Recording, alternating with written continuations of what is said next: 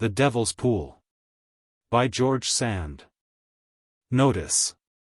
When I wrote The Devil's Pool, the first of a series of pastoral tales which I meant to bring out together under the title of Tales of a Hemp-Dresser, I had no system in view. And no design of introducing a revolution into literature. No one man has ever effected a revolution, for a revolution, especially in art, is an unconscious change which everybody has had a hand in. But this is not applicable to tales of rustic life, which have always existed, at all times, and under all forms, and have been sometimes pompous, sometimes affected, and sometimes natural. I have said somewhere, and must now repeat, that pastoral life has always been the ideal of cities and of the courts of kings. I have attempted nothing new in following the easy path which brings back civilized man to the charms of primitive life. I have not tried to invent a new language nor to affect a new style, though many newspaper articles have told me so. I understand my own intentions better than anybody else can, and I am continually surprised that criticism should be so far-seeking. When the simplest ideas and most trivial circumstances are all that inspire the creations of art. Especially as regards The Devil's Pool, as I have related in the introduction, an engraving of Holbein, that had struck me, and a real scene that I had before my eyes at the same time. While the men were sowing the crops, were all that induced me to write the modest story laid among the humble landscapes of my daily walks. If I am asked what I meant to do, I shall answer that I meant to write a very touching and very simple story, and that I have not succeeded to my satisfaction. I have indeed seen and felt the beauty of simplicity, but seeing and describing are not the same thing. The best the artist can hope for is to persuade those who have eyes to see for themselves. Look at what is simple, my kind reader, look at the sky, the fields, the trees, and at what is good and true in the peasants. You will catch a glimpse of them in my book, but you will see them much better in nature. George Sand. Nohant, the 12th of April, 1851. How do you find this book? Any thoughts about the book or the author? Any suggestion for improvement? Please take a moment to share your thoughts in a comment.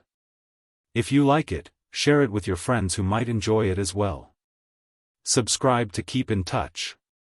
Visit CompleteAudiobooks.com for more quality content. The author to the reader. A la sourde ton visage. Tu gagnerais ta pauvre vie. Après long travail et usage. Voici la mort que te convie. 1. This quaint old French verse, written under one of Holbein's pictures, is profoundly melancholy. The engraving represents a laborer driving his plough through the middle of a field. Beyond him stretches a vast horizon, dotted with wretched huts. The sun is sinking behind the hill. It is the end of a hard day's work. The peasant is old, bent, and clothed in rags. He is urging onward a team of 4 thin and exhausted horses. The plowshare sinks into a stony and ungrateful soil. One being only is active and alert in this scene of toil and sorrow. It is a fantastic creature. A skeleton armed with a whip, who acts as plowboy to the old laborer, and running along through the furrow beside the terrified horses, goads them on. This is the spectre Death, whom Holbein has introduced allegorically into that series of religious and philosophic subjects, at once melancholy and grotesque, entitled The Dance of Death. In this collection, or rather this mighty composition, where Death, who plays his part on every page, is the connecting link and predominating thought, Holbein has called up kings, popes, lovers, gamesters, drunkards, nuns, courtesans, thieves, warriors, monks, Jews, and travelers, all the people of his time and our own. And everywhere the spectre Death is among them, taunting, threatening, and triumphing. He is absent from one picture only, where Lazarus, lying on a dunghill at the rich man's door, declares that the spectre has no terrors for him. Probably because he has nothing to lose, and his existence is already a life in death.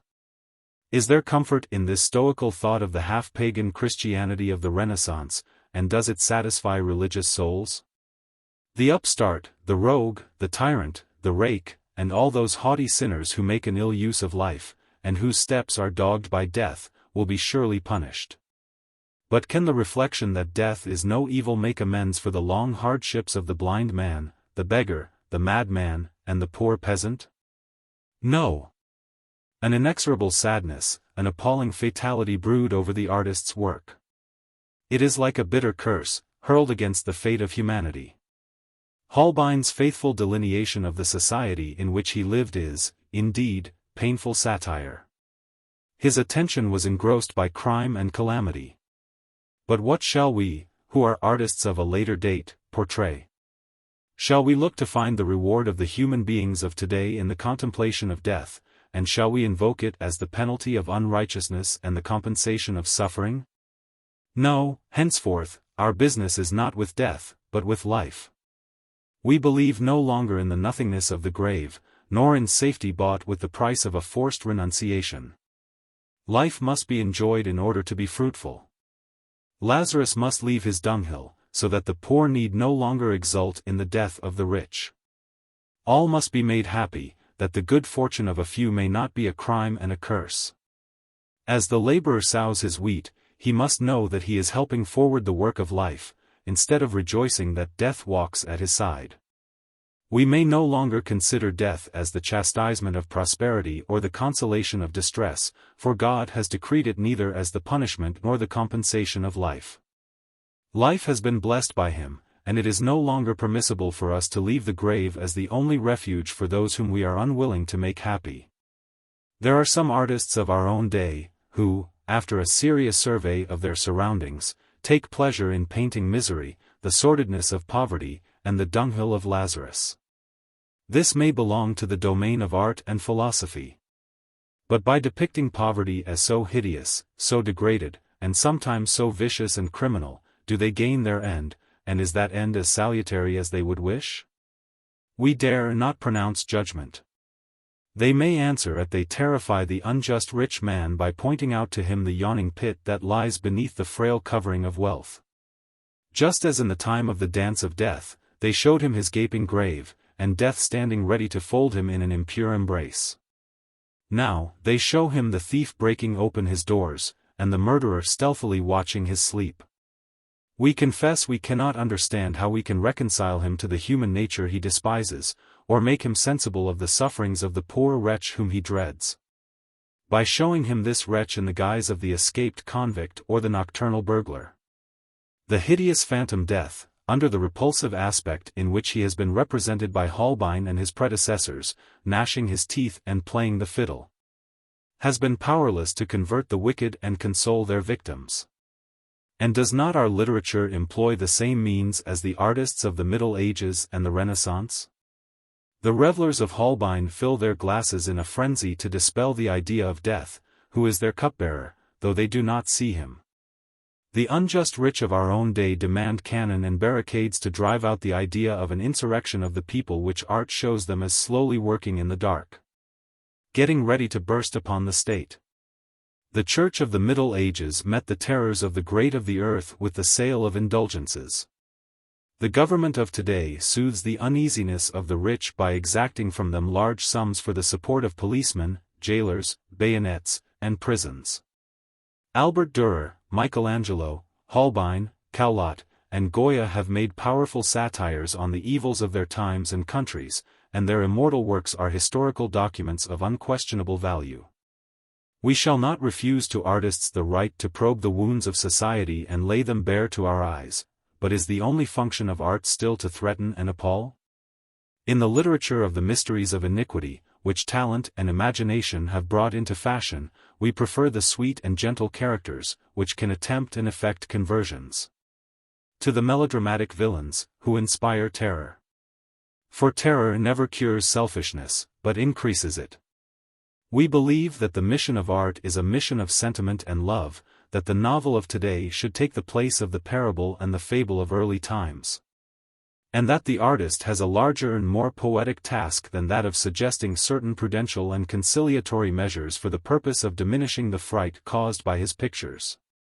His aim should be to render attractive the objects he has at heart, and, if necessary, I have no objection to his embellishing them a little. Art is not the study of positive reality, but the search for ideal truth, and the Vicar of Wakefield was a more useful and healthy book than the Paysanne Perverti, or the Liaisons Dangereuses. Forgive these reflections of mine, kind reader, and let them stand as a preface, for there will be no other to the little story I am going to relate to you. My tale is to be so short and so simple, that I felt obliged to make you my apologies for it beforehand, by telling you what I think of the literature of terror. I have allowed myself to be drawn into this digression for the sake of a laborer, and it is the story of a laborer which I have been meaning to tell you, and which I shall now tell you at once. The Devil's Pool. Chapter 1. The Tillage of the Soil. I had just been looking long and sadly at Holbein's ploughman, and was walking through the fields, musing on rustic life and the destiny of the husbandman. It is certainly tragic for him to spend his days and his strength delving in the jealous earth, that so reluctantly yields up her rich treasures when a morsel of coarse black bread. At the end of the day's work, is the sole reward and profit to be reaped from such arduous toil. The wealth of the soil, the harvests, the fruits, the splendid cattle that grow sleek and fat in the luxuriant grass, are the property of the few, and but instruments of the drudgery and slavery of the many. The man of leisure seldom loves, for their own sake, the fields and meadows, the landscape, or the noble animals which are to be converted into gold for his use. He comes to the country for his health or for change of air, but goes back to town to spend the fruit of his vassal's labor. On the other hand, the peasant is too abject, too wretched, and too fearful of the future to enjoy the beauty of the country and the charms of pastoral life. To him, also, the yellow harvest fields, the rich meadows, the fine cattle represent bags of gold. But he knows that only an infinitesimal part of their contents, insufficient for his daily needs, will ever fall to his share. Yet year by year he must fill those accursed bags, to please his master and by the right of living on his land in sordid wretchedness. Yet nature is eternally young, beautiful, and generous. She pours forth poetry and beauty on all creatures and all plants that are allowed free development. She owns the secret of happiness, of which no one has ever robbed her. The happiest of men would be he who, knowing the full meaning of his labor, should, while working with his hands, find his happiness and his freedom in the exercise of his intelligence, and, having his heart in unison with his brain, should at once understand his own work and love that of God. The artist has such delights as these in contemplating and reproducing the beauties of nature. But if his heart be true and tender, his pleasure is disturbed when he sees the miseries of the men who people this paradise of earth. True happiness will be theirs when mind, heart, and hand shall work in concert in the sight of heaven, and there shall be a sacred harmony between God's goodness and the joys of his creatures. Then, instead of the pitiable and frightful figure of death stalking, whip in hand, across the fields, the painter of allegories may place beside the peasant a radiant angel, sowing the blessed grain broadcast in the smoking furrow.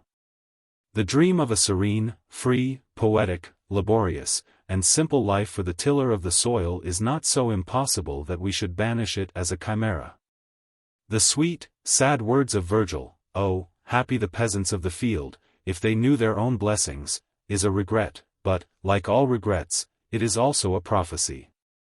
The day will come when the laborer too may be an artist, and may at least feel what is beautiful, if he cannot express it, a matter of far less importance. Do not we know that this mysterious poetic intuition is already his, in the form of instinct and vague reverie? Among those peasants who possess some of the comforts of life, and whose moral and intellectual development is not entirely stifled by extreme wretchedness, pure happiness that can be felt and appreciated exists in the elementary stage. And, moreover, since poets have already raised their voices out of the lap of pain and of weariness, why should we say that the labor of the hands excludes the working of the soul? Without doubt this exclusion is the common result of excessive toil and of deep misery. But let it not be said that when men shall work moderately and usefully there will be nothing but bad workers and bad poets. The man who draws in noble joy from the poetic feeling is a true poet, though he has never written a verse all his life. My thoughts had flown in this direction, without my perceiving that my confidence in the capacity of man for education was strengthened by external influences. I was walking along the edge of a field, which some peasants were preparing to sow. The space was vast as that in Holbein's picture. The landscape, too, was vast and framed in a great sweep of green, slightly reddened by the approach of autumn. Here and there in the great russet field, slender rivulets of water left in the furrows by the late rains sparkled in the sunlight like silver threads. The day was clear and mild, and the soil, freshly cleft by the ploughshare, sent up a light steam. At the other extremity of the field, an old man, whose broad shoulders and stern face recalled Holbein's ploughman, but whose clothes carried no suggestion of poverty, was gravely driving his plough of antique shape, drawn by two placid oxen, true patriarchs of the meadow, tall and rather thin, with pale yellow coats and long, drooping horns. They were those old workers who, through long habit, have grown to be brothers, as they are called in our country, and who, when one loses the other, refuse to work with a new comrade, and pine away with grief. People who are unfamiliar with the country call the love of the ox for his yoke-fellow a fable. Let them come and see in the corner of the stable one of these poor beasts, thin and wasted, restlessly lashing his lean flanks with his tail, violently breathing with mingled terror and disdain on the food offered him, his eyes always turned toward the door, scratching with his hoof the empty place at his side, sniffing the yokes and chains which his fellow used to wear, and incessantly calling him with melancholy lowings. The oxherd will say, "There is a pair of oxen gone, this one will work no more, for his brother is dead. We ought to fatten him for the market, but he will not eat, and will soon starve himself to death." The old laborer worked slowly, silently, and without waste of effort. His docile team were in no greater haste than he. But, thanks to the undistracted steadiness of his toil and the judicious expenditure of his strength, his furrow was as soon ploughed as that of his son, who was driving, at some distance from him, for less vigorous oxen through a more stubborn and stony piece of ground. My attention was next caught by a fine spectacle, a truly noble subject for a painter. At the other end of the field a fine-looking youth was driving a magnificent team of 4 pairs of young oxen, through whose somber coats glanced a ruddy, glow-like name. They had the short, curry heads that belonged to the wild bull, the same large, fierce eyes and jerky movements. They worked in an abrupt, nervous way that showed how they still rebelled against the yoke and goad, and trembled with anger as they obeyed the authority so recently imposed.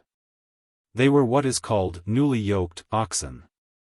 The man who drove them had to clear a corner of the field that had formerly been given up to pasture, and was filled with old tree stumps. And his youth and energy, and his 8 half-broken animals, hardly sufficed for the Herculean task. A child of 6 or 7 years old, lovely as an angel, wearing round his shoulders, over his blouse, a sheepskin that made him look like a little St. John the Baptist out of a Renaissance picture, was running along in the furrow beside the plough, pricking the flanks of the oxen with a long, light goad but slightly sharpened. The spirited animals quivered under the child's light touch, making their yokes and headbands creak, and shaking the pole violently.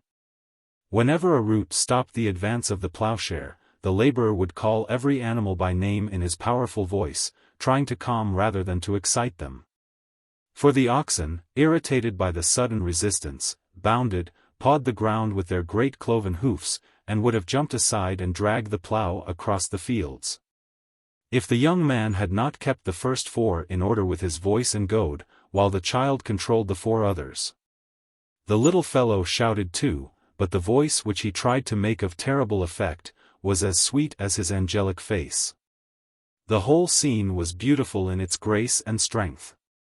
The landscape, the man, the child, the oxen under the yoke, and in spite of the mighty struggle by which the earth was subdued, a deep feeling of peace and sweetness reigned over all. Each time that an obstacle was surmounted and the plough resumed its even, solemn progress, the laborer, whose pretended violence was but a trial of his strength, and an outlet for his energy, instantly regained that serenity which is the right of simple souls, and looked with fatherly pleasure toward his child, who turned to smile back at him. Then the young father would raise his manly voice in the solemn and melancholy chant that ancient tradition transmits, not indeed to all ploughmen indiscriminately, but to those who are most perfect in the art of exciting and sustaining the spirit of cattle while at work. This song, which was probably sacred in its origin, and to which mysterious influences must once have been attributed, is still thought to possess the virtue of putting animals on their mettle, allaying their irritation, and of beguiling the weariness of their long, hard toil. It is not enough to guide them skillfully, to trace a perfectly straight furrow, and to lighten their labor by raising the plowshare or driving it into the earth. No man can be a consummate husbandman who does not know how to sing to his oxen, and that is an art that requires taste and especial gifts. To tell the truth, this chant is only a recitative, broken off and taken up at pleasure. Its irregular form and its intonations that violate all the rules of musical art make it impossible to describe. But it is none the less a noble song, and so appropriate is it to the nature of the work it accompanies, to the gait of the oxen, to the peace of the fields, and to the simplicity of the men who sing it, that no genius unfamiliar with the tillage of the earth, and no man except an accomplished laborer of our part of the country, could repeat it.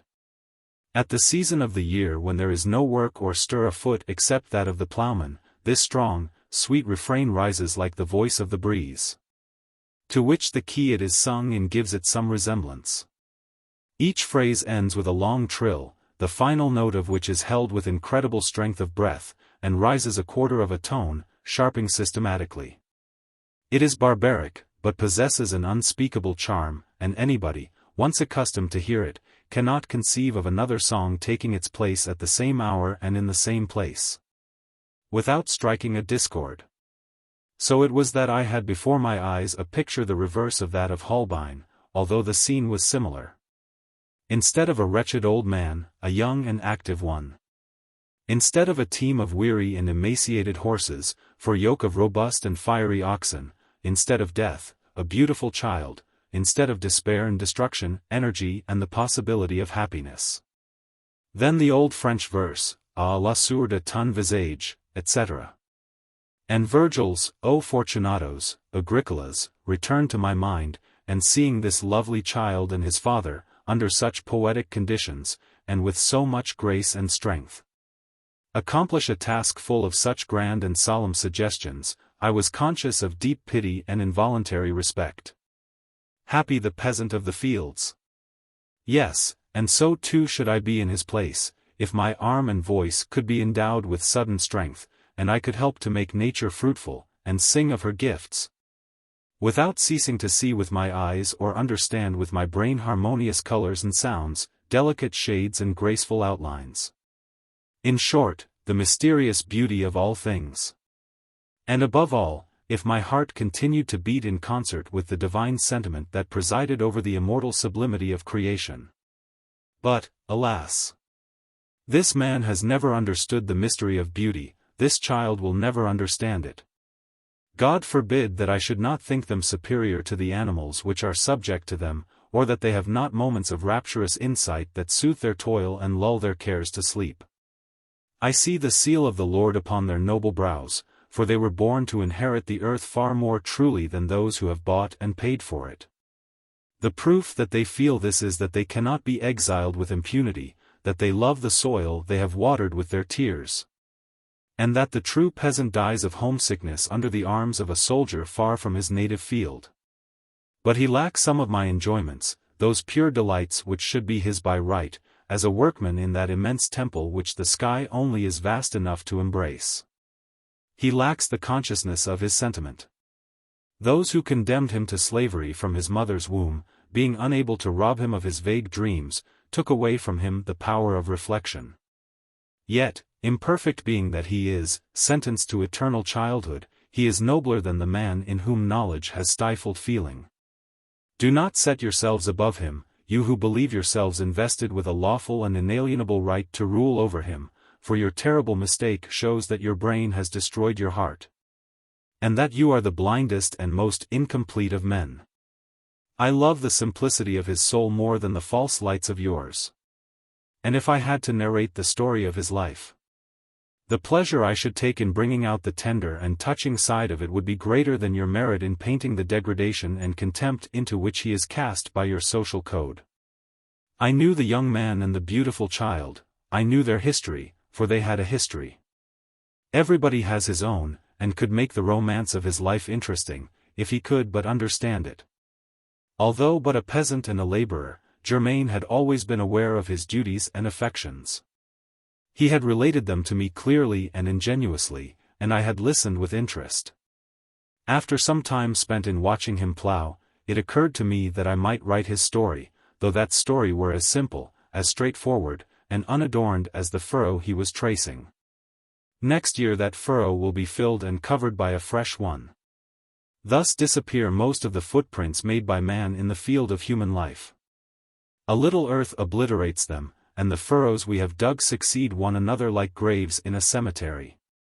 Is not the furrow of the laborer of as much value as that of the idler, even if that idler, by some absurd chance, have made a little noise in the world, and left behind him an abiding name?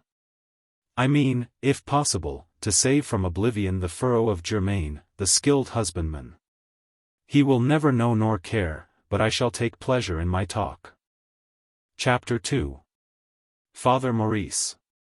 Germain, said his father-in-law one day, you must decide about marrying again. It is almost 2 years now since you lost my daughter, and your eldest boy is 7 years old. You are almost 30, my boy, and you know that in our country a man is considered too old to go to housekeeping again after that age. You have 3 nice children, and thus far they have not proved a burden to us at all. My wife and my daughter-in-law have looked after them as well as they could, and loved them as they ought. Here is Petit-Pierre almost grown up. He goads the oxen very well, he knows how to look after the cattle, and he is strong enough to drive the horses to the trough. So it is not he that worries us. But the other 2, love them though we do, God knows the poor little innocents give us trouble enough this year. My daughter-in-law is about to lie in, and she has yet another baby to attend to. When the child we are expecting comes, she will not be able to look after your little Solange, and above all your Sylvain, who is not 4 years old, and who is never quiet day or night. He has a restless disposition like yours. That will make a good workman of him, but it makes a dreadful child, and my old wife cannot run fast enough to save him when he almost tumbles into the ditch. Or when he throws himself in front of the tramping cattle. And then with this other that my daughter-in-law is going to bring into the world, for a month at least her next older child will fall on my wife's hands. Besides, your children worry us, and give us too much to do. We hate to see children badly looked after, and when we think of the accidents that may befall them, for want of care, we cannot rest. So you need another wife, and I another daughter-in-law. Think this over, my son. I have called it to your mind before. Time flies, and the years will not wait a moment for you. It is your duty to your children and to the rest of us, who wish all well at home, to marry as soon as you can. Very well, father, answered the son-in-law, if you really wish it, I must do as you say. But I do not wish to hide it from you that it will make me very sad, and that I hardly wish for anything but to drown myself. We know who it is we lose, we never know whom we find. I had a good wife, a pretty wife, sweet, brave, good to her father and mother, good to her husband, good to her children, good to toil in the fields and in the house, well fitted to work, in short. Good for everything. And when you had given her to me, and I took her, we did not place it among our promises that I should go and forget about her if I had the misfortune to lose her. What you say shows your good heart, Germain, answered Father Maurice. I know that you loved my daughter and that you made her happy, and that had you been able to satisfy death by going in her place, Catherine would be alive today, and you would be in the graveyard. She deserved all your love, and if you are not consoled, neither are we. But I do not speak to you of forgetting her. God wished her to leave us, and we do not let a day go by without telling him in our prayers and thoughts, and words, and actions, that we keep her memory and still sorrow for her loss. But if she could speak to you from the other world, and let you know what she wishes, she would tell you to find a mother for her little orphans. So the question is to find a woman who will be worthy to take her place. It will not be easy, but it is not impossible. And when we shall find her for you, you will love her as you used to love my daughter, because you are a good man. And because you will be thankful to her for helping us and for loving your children. Very well, Father Maurice, I shall do as you wish, as I have always done. It is only justice, my son, to say that you have always listened to the friendly advice and good judgment of the head of the house. So let us consult about your choice of a new wife. First, I don't advise you to take a young girl. That is not what you need. Youth is careless, and, as it is hard work to bring up 3 children, especially when they are of another bed, you must have a good soul, wise and gentle, and well used to work. If your wife is not about the same age as you, she will have no reason to accept such a duty. She will find you too old and your children too young. She will be complaining, and your children will suffer. This is just what makes me uneasy. Suppose the poor little things should be badly treated, hated, beaten. God grant not, answered the old man. But bad women are more rare with us than good, and we shall be stupid if we cannot pick out somebody who will suit us. That is true, father. There are good girls in our village. There is Louise, Sylvain, Claudie, Marguerite, yes, anybody you want. Gently, gently, my boy. All these girls are too young, or too poof, or too pretty. For surely we must think of that too, my son. A pretty woman is not always as well behaved as another. Then you wish me to take an ugly wife, said Germain, a little uneasy. No, not ugly at all, for this woman will bear you other children, and there is nothing more miserable than to have children who are ugly and weak and sickly. But a woman still fresh and in good health, who is neither pretty nor ugly, would suit you exactly. I am quite sure, said Germain, smiling rather sadly, that to get such a woman as you wish, you must have her made to order. All the more because you don't wish her to be poor, and the rich are not easy to get, particularly for a widower. And suppose she were a widow herself, Germain? A widow without children and with a good portion? For the moment, I cannot think of anybody like this in our parish. Nor I either. But there are others elsewhere. You have somebody in mind, father. Then tell me, at once, who it is. Chapter 3. Germain, the skilled husbandman. Yes, I have somebody in mind, replied Father Maurice. It is a Leonard, the widow of a Guerin. She lives at Fourche. I know neither the woman nor the place, answered Germain, resigned, but growing more and more melancholy. Her name is Catherine, like your dead wife's. Catherine? Yes, I shall be glad to have to pronounce that name, Catherine, and yet if I cannot love one as much as the other, it will pain me all the more. It will bring her to my mind more often. I tell you, you will love her. She is a good soul, a woman with a warm heart. I have not seen her for a long time. She was not an ugly girl then. But she is no longer young. She is 32. She comes of a good family, honest people all of them, and for property she has 8 or 10,000 francs in land which she would sell gladly in order to invest in the place where she settles. For she, too, is thinking of marrying again, and I know that if your character pleases her, she will not be dissatisfied with your situation. So you have made all the arrangements? Yes, except that I have not had an opinion from either of you, and that is what you must ask each other when you meet. The woman's father is a distant connection of mine, and he has been a good friend to me. You know Father Leonard well? Yes, I have seen you two talking at the market, and at the last you lunched together. Then it was about her that he spoke to you so long? Certainly. He watched you selling your cattle and saw that you drove a shrewd bargain, and that you were a good-looking fellow and appeared active and intelligent. And when I told him what a good fellow you were and how well you have behaved toward us, without one word of vexation or anger during the 8 years we have been living and working together, he took it into his head to marry you to his daughter.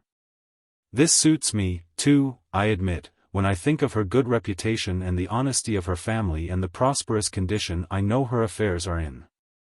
I see, Father Maurice, that you have an eye to money. Of course I do, you have, too, have you not? I do look toward it, if you wish, for your sake. But you know that, for my own part, I don't worry whether I gain or not in what we make. I don't understand about profit sharing, I have no head for that sort of thing. I understand the ground. I understand cattle, horses, carts, sowing, threshing, and provender. As for sheep, and vineyards, and vegetables, petty profits, and fine gardening, you know that is your son's business. I don't have much to do with it. As to money, my memory is short, and I should rather give up everything than fight about what is yours and what is mine. I should be afraid of making some mistake and claiming what does not belong to me, and if business were not so clear and simple I should never find my way in it. So much the worse, my son. And this is the reason I wish you to have a wife with a clear head to fill my place when I am gone. You never wished to understand our accounts, and this might lead you into a quarrel with my son, when you don't have me any longer to keep you in harmony and decide what is each one's share. May you live long, Father Maurice. But do not worry about what will happen when you die. I shall never quarrel with your son. I trust Jacques as I do you. And as I have no property of my own, and all that might accrue to me comes from your daughter and belongs to our children, I can rest easy, and you, too. Jacques would never rob his sister's children for the sake of his own, for he loves them all equally. You are right, Germain. Jacques is a good son, a good brother, and a man who loves the truth. But Jacques may die before you, before your children grow up, and in a family we must always remember never to leave children without a head to look after them and govern their disagreements. Otherwise, the lawyer people mix themselves up in it, stir them up to fight, and make them eat up everything in lawsuits. So we ought not to think of bringing home another person, man or woman, without remembering that some day or other that person may have to control the behavior and business of 20 or 30 children and grandchildren, sons-in-law and daughters-in-law. We never know how big a family can grow, and when a hive is so full that the bees must form new swarms, each one wishes to carry off her share of the honey. When I took you for my son, although my daughter was rich and you were poor, I never reproached her for choosing you. I saw that you were a hard worker, and I knew very well that the best fortune for people in such a country as ours is a pair of arms and a heart like yours. When a man brings these into a family, he brings enough.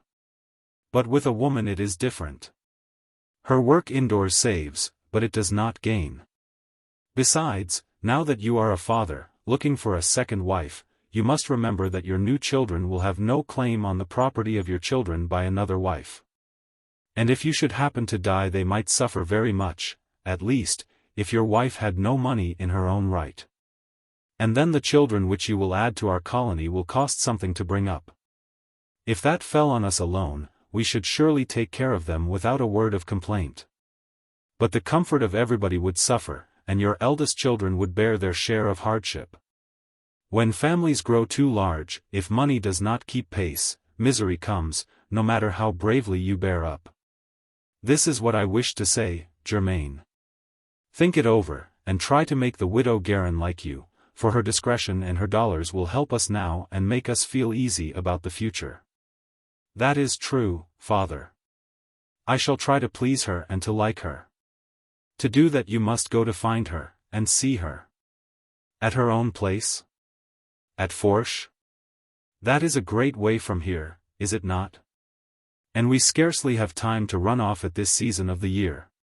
When it is a question of a love match you must make up your mind to lose time, but when it is a sensible marriage of two people, who take no sudden fancies and know what they want, it is very soon decided. Tomorrow is Saturday, you will make your day's work a little shorter than usual. You must start after dinner about 2 o'clock. You will be at Fourche by nightfall. The moon rises early. The roads are good, and it is not more than 3 leagues distant. It is near Mare. Besides, you will take the Mare. I had just as lief go afoot in this cool weather. Yes, but the mare is pretty, and a suitor looks better when he comes well mounted.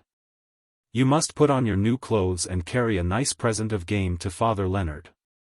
You will come from me and talk with him, pass all of Sunday with his daughter, and come back Monday morning with a yes or no." "Very well," answered Germain calmly, and yet he did not feel very calm. Germain had always lived soberly, as industrious peasants do. Married at 20, he had loved but one woman in his life, and after her death, impulsive and gay as his nature was, he had never played nor trifled with another. He had borne a real sorrow faithfully in his heart, and it was not without misgiving nor without sadness that he yielded to his father-in-law. But that father had always governed the family wisely, and Germain, entirely devoted as he was to the common welfare and so, by consequence, to the head of the house, who represented it, could not understand that he might have wronged his own good sense and hurt the interests of all.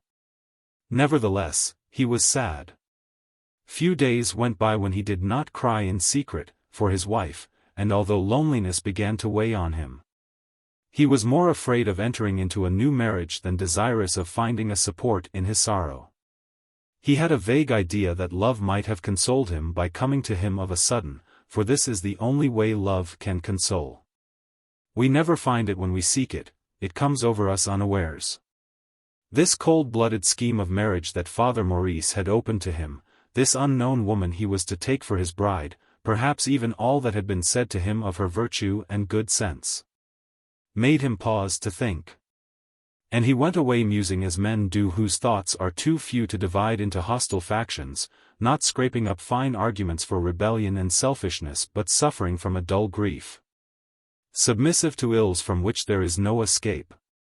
Meanwhile, Father Maurice had returned to the farm, while Germain, between sunset and dark, spent the closing hour of the day in repairing gaps the sheep had made in the hedge of a yard near the farm buildings. He lifted up the branches of the thorn bushes and held them in place with clods of earth, whilst the thrushes chattered in the neighboring thicket and seemed to call to him to hurry, for they were eager to come and see his work as soon as he had gone. Chapter 4. Mother Guillette. Father Maurice found at his house an old neighbor who had come to talk with his wife, seeking at the same time to secure a few embers to light her fire.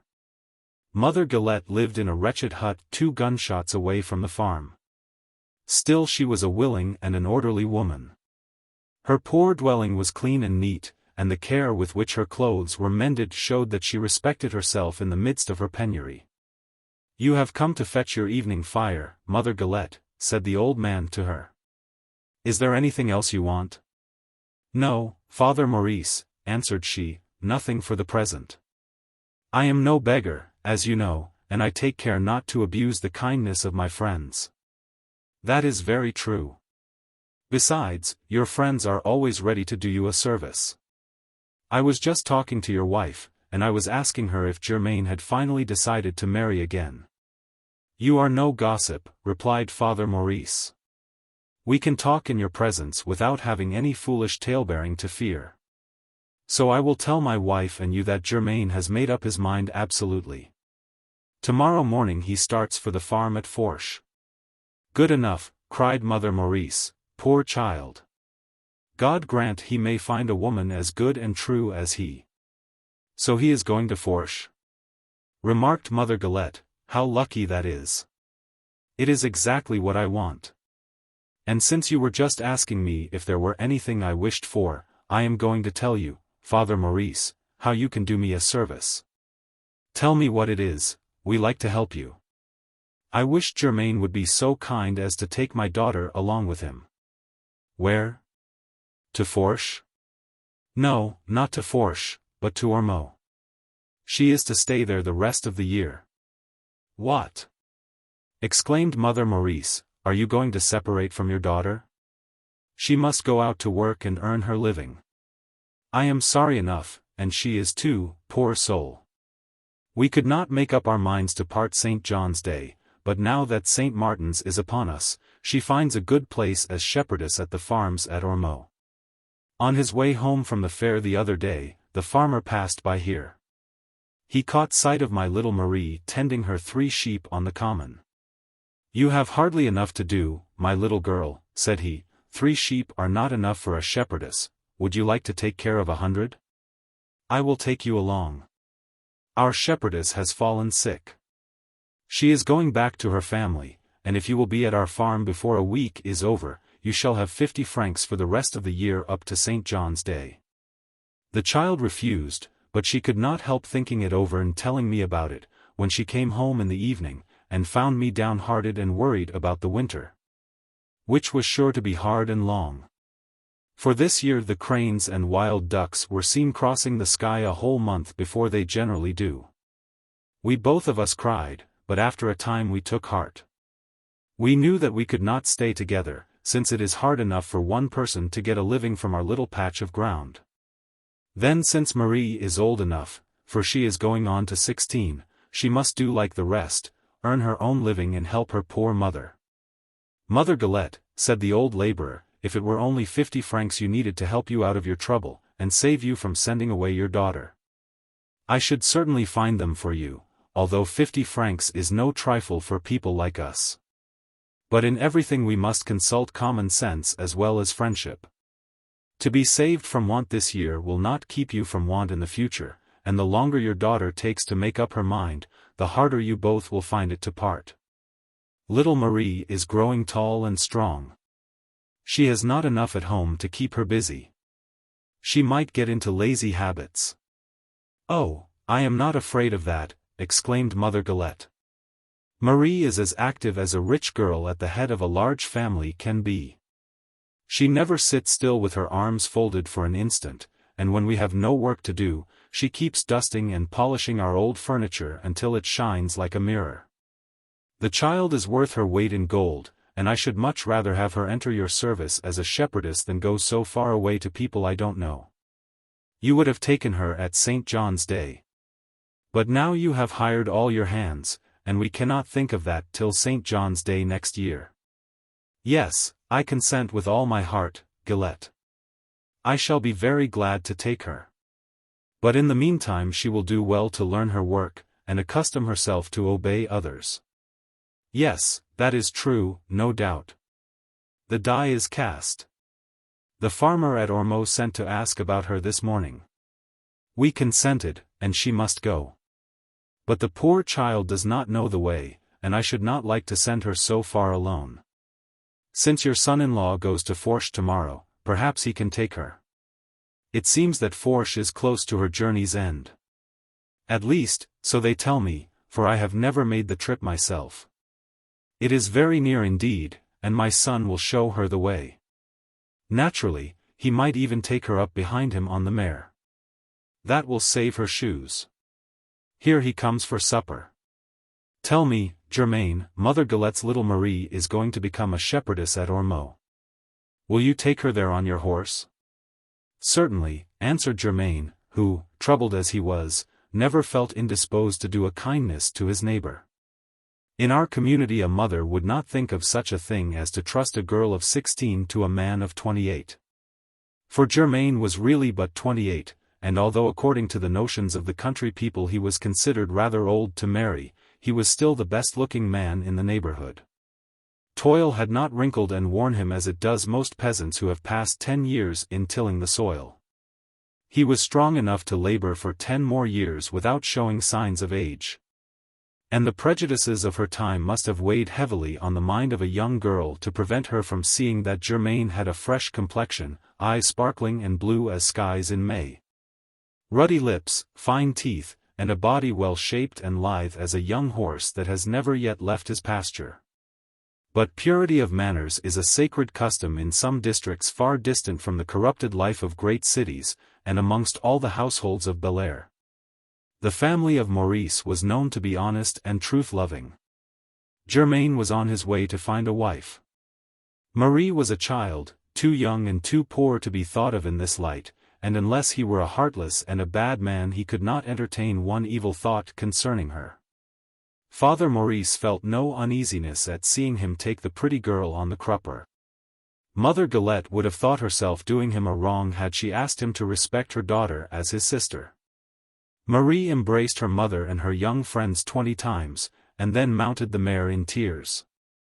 Germain, sad on his own account, felt all the more sympathy for her sorrow, and rode away with a melancholy air. While all the people of the neighborhood waved goodbye to Marie without a thought of harm. Chapter 5. Petit-Pierre. The grey was young, good-looking, and strong. She carried her double burden with ease, laying back her ears and champing her bit like the high-spirited mare she was. Passing in front of the pasture, she caught sight of her mother, whose name was the old grey as hers was the young grey, and she whinnied in token of goodbye. The old grey came nearer the hedge, and striking her shoes together she tried to gallop along the edge of the field in order to follow her daughter. Then seeing her fall into a sharp trot, the mare whinnied in her turn and stood in an uneasy attitude, her nose in the air and her mouth filled with grass that she had no thought of eating. "That poor beast always knows her offspring," said Germain, trying to keep Marie's thoughts from her troubles. "That reminds me, I never kissed Petit-Pierre before I started. The naughty boy was not there. Last night he wished to make me promise to take him along, and he wept for an hour in bed. This morning again, he tried everything to persuade me. Oh, how sly and coaxing he is!"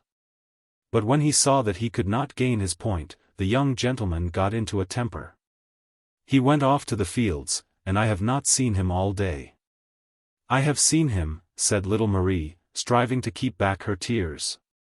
"He was running toward the clearing with Sola's children, and I felt sure that he had been away from home a long time, for he was hungry and was eating wild plums and blackberries. I gave him the bread I had for lunch, and he said, 'Thank you, dear Marie, when you come to our house, I will give you some cake.' He is a dear little child, Germain." "Yes, he is," answered the laborer, "and there is nothing I would not do for him. If his grandmother had not more sense than I could not have helped taking him with me, when I saw him crying as though his poor little heart would burst."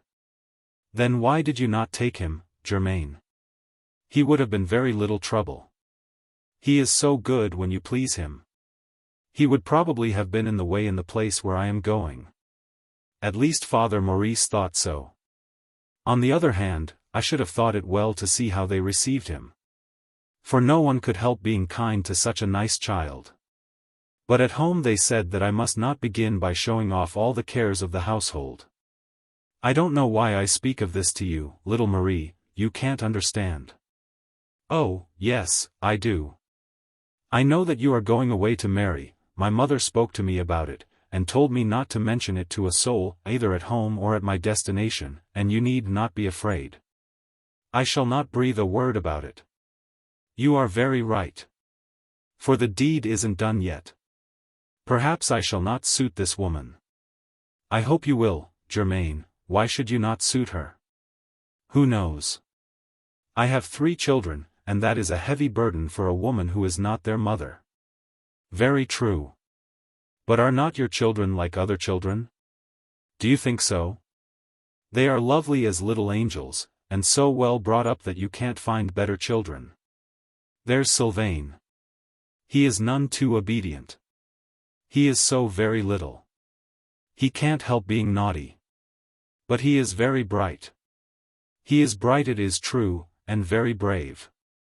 He is not afraid of cows nor bulls, and if he were given his own way, he would be climbing on horseback already with his elder brother. Had I been in your place, I would have taken the eldest boy along.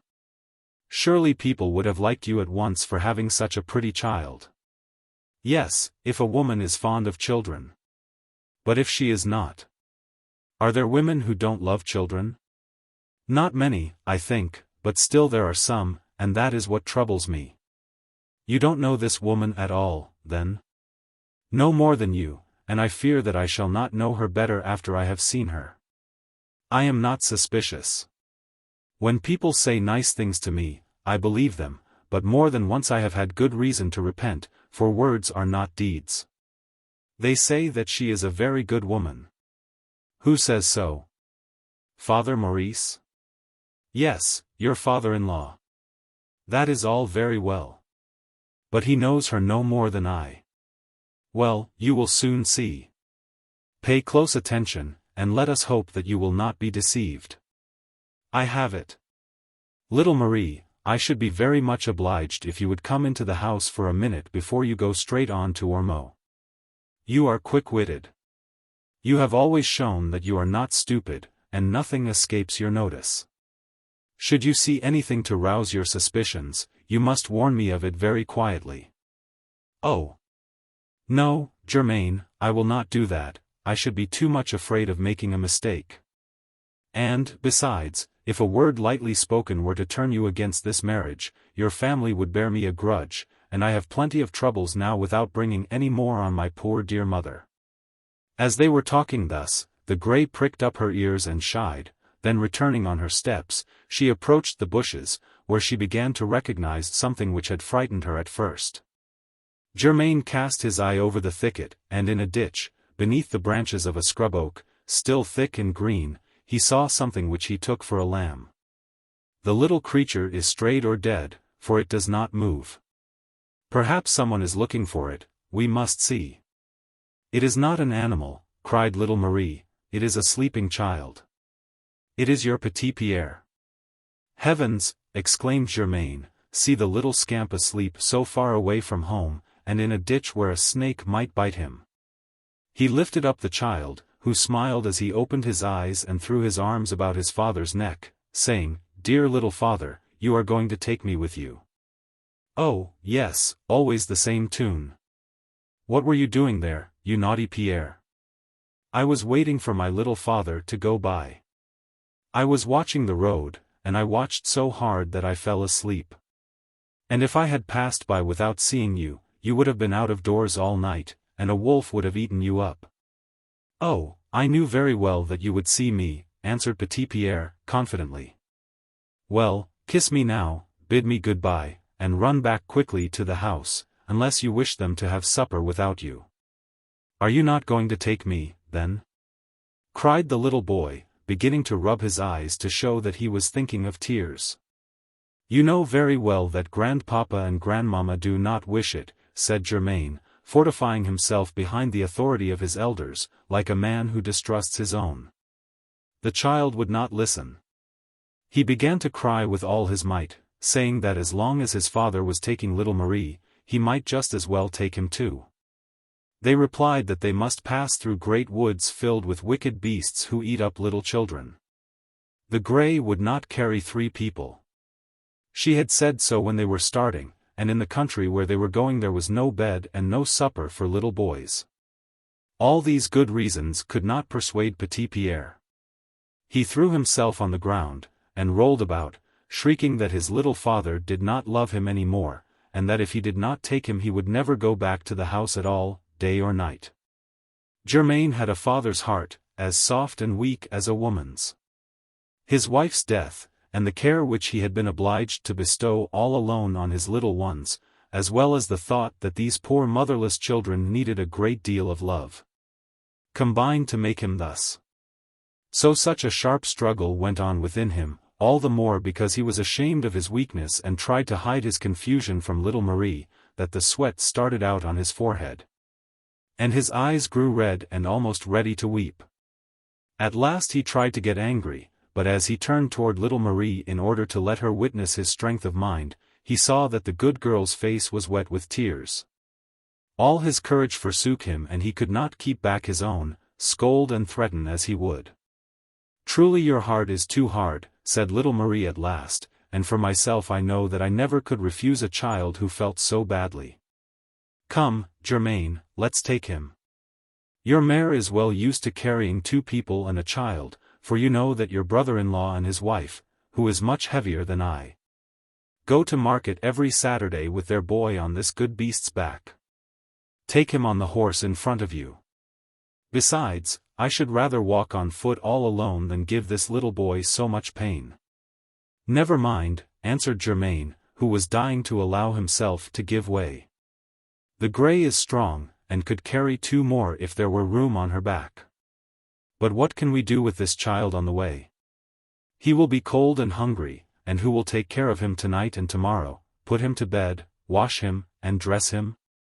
I don't dare give this trouble to a woman I don't know, who will think, doubtless, that I am exceedingly free and easy with her to begin with. Trust me, Germain, you will know her at once by the kindness or the impatience that she shows. If she does not care to receive your Pierre, I will take charge of him myself. I will go to her house and dress him, and I will take him to the fields with me tomorrow. I will amuse him all day long, and take good care that he does not want for anything. He will tire you, my poor girl, and give you trouble.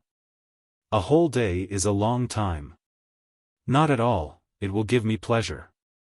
He will keep me company, and that will make me less sad the first day that I must pass in a new place. I shall fancy that I am still at home.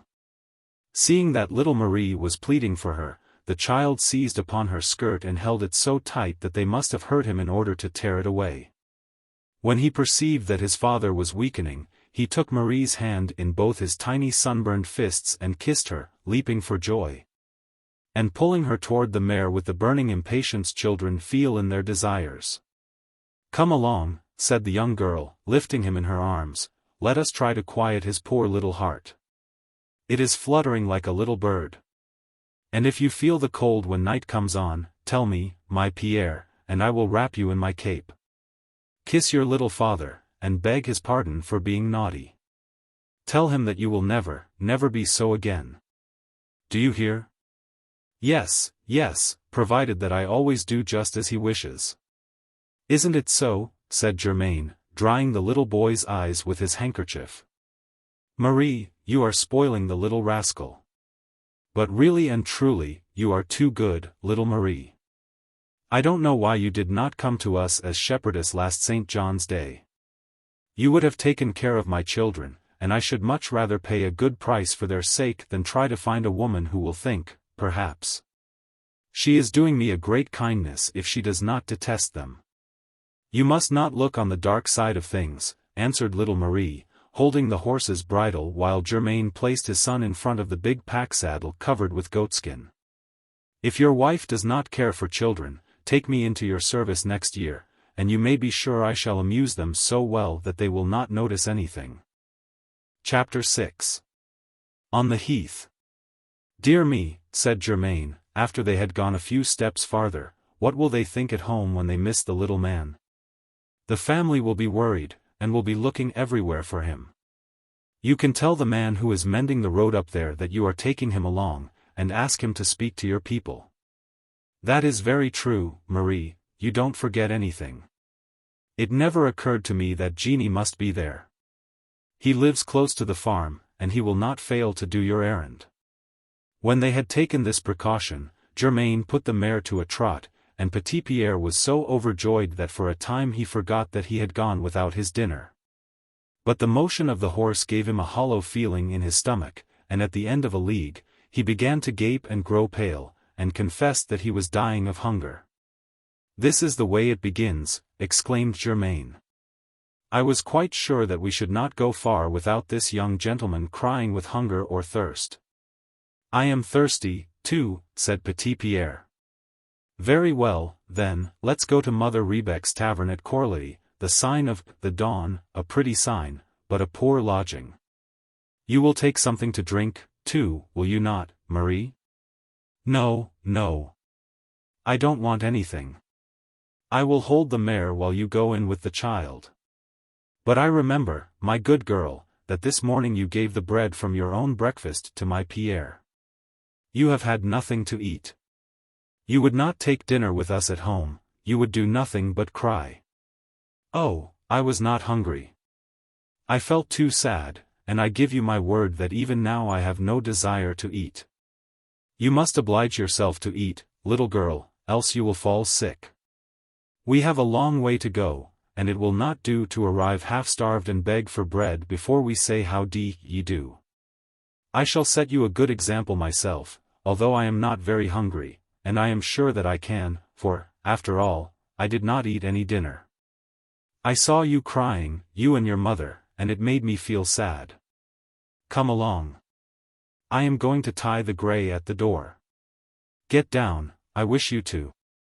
All three entered the inn, and in less than 15 minutes the fat, lame hostess was able to place before them a nice-looking omelette, some brown bread, and a bottle of light wine. Peasants do not eat quickly, and little Pierre had such a good appetite that a whole hour passed before Germain could think of starting out again. At first little Marie ate in order to be obliging. Then little by little she grew hungry. For, at 16, a girl cannot fast for long, and country air is dictatorial. The kind words with which Germain knew how to comfort her and strengthen her courage, produced their effect. She tried hard to persuade herself that 7 months would soon be over, and to think of the pleasure in store for her when she saw once more her family and her hamlet. For Father Maurice and Germain had both promised to take her into their service. But just as she began to cheer up and play with little Pierre, Germain was so unfortunate as to point out to her from the inn window the lovely view of the valley which can all be seen from this height, and which looks so happy and green and fertile. Marie looked and asked if the houses of Belle were in sight. "No doubt," said Germain, "and the farm, too, and even your house, see. That tiny grey spot not far from Goddard's big poplar, below the belfry." "Ah, I see it," said the little girl, and then she began to cry. "I ought not to have made you think of it," said Germain. "I can do nothing but stupid things today. Come along, Marie, let's start, and in an hour, when the moon rises, it will not be hot." They resumed their journey across the great heath, and for fear of tiring the young girl and the child by too rapid a trot, Germain did not make the grey go very fast. The sun had set when they left the road to enter the wood. Germain knew the way as far as Magner, but he thought it would be shorter to avoid the Chanteloube road and descend by Presles and La Sepulchre. A route he was not in the habit of taking on his way to the fair. He lost his way, and wasted more time before he reached the wood. Even then he did not enter it on the right side, although he did not perceive his mistake, so that he turned his back on Fourche, and took a direction higher up on the way to Ardentes. He was prevented still further from finding his way by a thick mist which rose as the night fell. One of those mists which come on autumn evenings when the whiteness of the moonlight renders them more undefined and more treacherous. The great pools of water scattered through the glades gave forth a vapor so dense that when the grey crossed them, their presence was known only by a splashing noise. And the difficulty with which she drew her feet from the mud. At last they found a good straight road, and when they came to the end of it, and Germain tried to discover where he was, he saw that he was lost. For Father Maurice had told him, when he explained the way, that on leaving the wood he must descend a very steep hillside, cross a wide meadow, and ford the river twice. He had even warned him to cross this river carefully, for, early in the season, there had been great rains, and the water might still be higher than usual.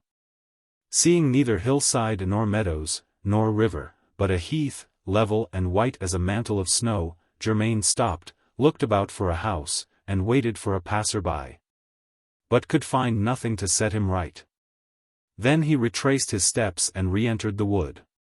But the mist thickened yet more, the moon was completely hidden, the roads were execrable, and the quagmires deep. Twice the grey almost fell. Her heavy load made her lose courage, and although she kept enough sagacity to avoid the tree trunks, she could not prevent her riders from striking the great branches which overhung the road at the height of their heads and caused them great danger. In one of these collisions Germain lost his hat, and only recovered it after much difficulty. Petit-Pierre had fallen asleep, and, lying like a log in his father's arms, hampered him so that he could no longer hold up nor direct the horse. "I believe we are bewitched," exclaimed Germain, stopping. "For the wood is not large enough to get lost in, if a man is not drunk, and here we have been turning round and round for 2 hours at least, without finding a way out. The grey has but one idea in her head, and that is to get home. It is she who is deceiving me. If we wish to go home, we have only to give her the bit. But when we are perhaps but 2 steps from our journey's end, it would be foolish to give up and return such a long road, and yet I am at a loss what to do. I can't see sky or earth, and I am afraid that the child will catch the fever if we remain in this cursed fog, or that he will be crushed beneath our weight if the horse falls forward. We must not persist longer, said little Marie. Let's dismount, Germain. Give me the child. I can carry him perfectly well, and I know better than you how to keep the cloak from falling open and leaving him exposed. You lead the mare by her bridle. Perhaps we shall see more clearly when we are nearer the ground. This precaution was of service only in saving them from a fall, for the fog hung low and seemed to stick to the damp earth. Their advance was painfully slow, and they were soon so weary that they halted when they reached a dry spot beneath the great oaks. Little Marie was in a violent sweat, but she uttered not a word of complaint, nor did she worry about anything. Thinking only of the child, she sat down on the sand and laid it upon her knees, while Germain explored the neighborhood, after having fastened the grey's reins to the branch of a tree. But the grey was very dissatisfied with the journey.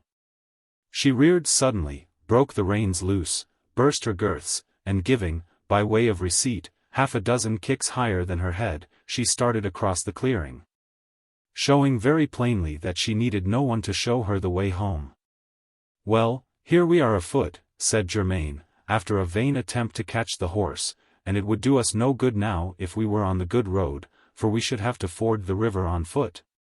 And since these paths are filled with water, we may be sure that the meadow is wholly submerged.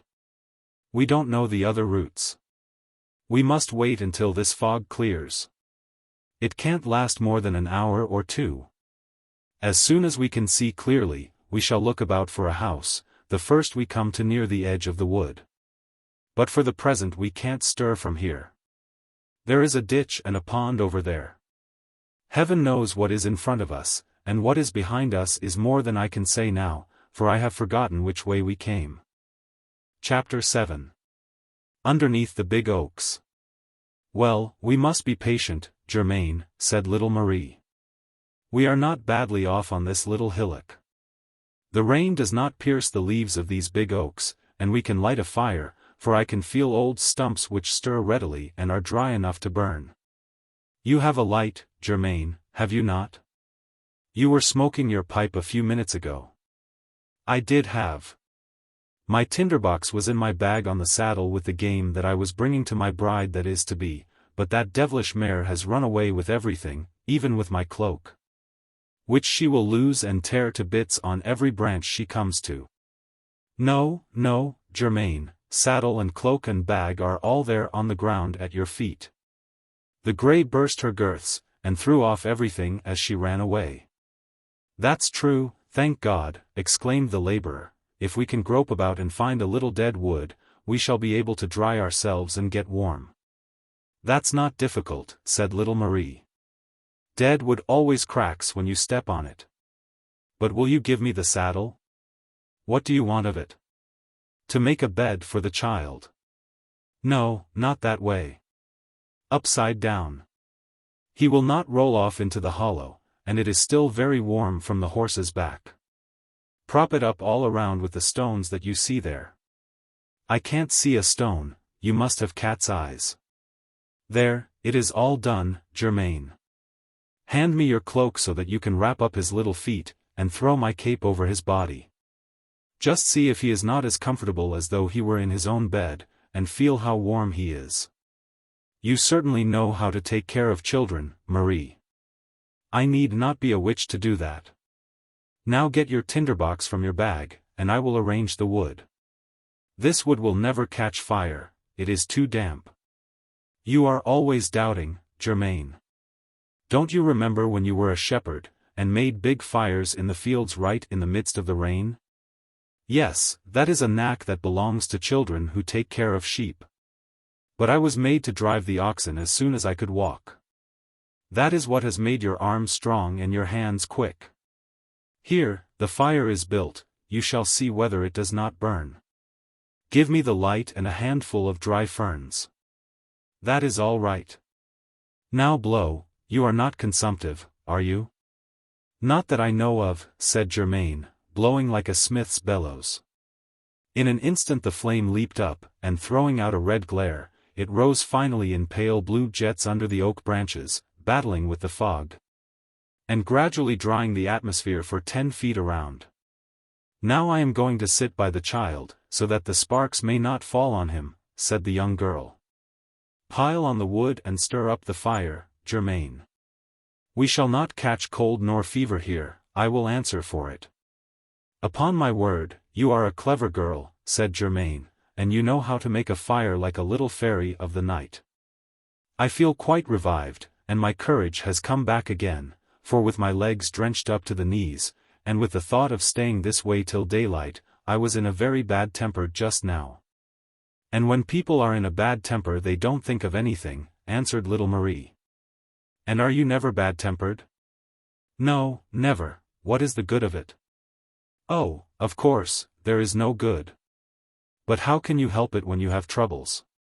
Yet heaven knows that you have not lacked them, my little girl, for you have not always been happy. It is true that my mother and I have suffered. We have had sorrows, but we have never lost heart." "I should never lose heart, no matter how hard my work was," said Germain, "but poverty would make me very sad. For I have never wanted for anything. My wife made me rich, and I am rich still. I shall be so as long as I work on the farm, and that will be always, I hope. But everybody must suffer his share. I have suffered in another way." "Yes, you have lost your wife. That is very sad. Isn't it?" "Oh, Germain, I have wept for her many a time. She was so very kind. But don't let us talk about her longer, for I shall burst out crying. All my troubles are ready to come back to me today. It is true, she loved you dearly, little Marie. She used to make a great deal of you and your mother. Are you crying?" "Come, my girl, I don't want to cry." "But you are crying, Germain. You are crying as hard as I. Why should a man be ashamed to weep for his wife? Don't let me trouble you. That sorrow is mine as well as yours. You have a kind heart, Marie, and it does me good to weep with you. Put your feet nearer the fire, your skirts are all soaked, too, poor little girl. I am going to take your place by the boy. You move nearer the fire." "I am hot enough," said Marie. "And if you wish to sit down, take a corner of the cloak. I am perfectly comfortable." "The truth is that it is not so bad here," said Germain, as he sat down beside her. "Only I feel very hungry again. It is almost 9 o'clock, and I have had such hard work in walking over these vile roads that I feel quite tired out. Are you not hungry, too, little Marie?" "Not at all. I am not accustomed like you to 4 meals a day, and I have been to bed so often without my supper that once more does not trouble me. A woman like you is very convenient." "She costs nothing," said Germain, smiling. "I am not a woman," exclaimed Marie, naively, without perceiving the direction the husbandman's ideas had taken. "Are you dreaming?" "Yes, I believe I must be dreaming," answered Germain. "Perhaps hunger is making my mind wander." "How greedy you are," answered she, brightening in her turn. "Well, if you can't live 5 or 6 hours without eating, have you not game in your bag and fire to cook it? By Jove, that's a good idea. But how about the present to my future father-in-law? You have 6 partridges and a hare. I suppose you do not need all of them to satisfy your appetite. But how can we cook them without a spit or andirons? They will be burned to a cinder." "Not at all," said little Marie, "I warrant that I can cook them for you under the cinders without a taste of smoke. Have you never caught larks in the fields, and cooked them between 2 stones? Oh! That is true, I keep forgetting that you have never been a shepherd. Come, pluck the partridge. Not so hard. You will tear the skin. You might be plucking the other to show me how.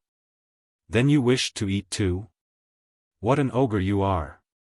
They are all plucked. I am going to cook them. You would make a perfect little sutler's girl, Marie, but unhappily you have no canteen, and I shall have to drink water from this pool. You would like some wine, would you not? Possibly you might prefer coffee. You imagine yourself under the trees at the fair. Call out the host. Some wine for the good husbandman of Bel.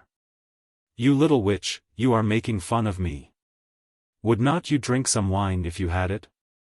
At Mother Rebecca's, with you tonight, I drank some for the second time in my life. But if you are very good, I shall give you a bottle almost full, and excellent too. What? Marie, I verily believe you are a witch. Were you not foolish enough to ask for 2 bottles of wine at the inn? You and your boy drank one, and the other you set before me.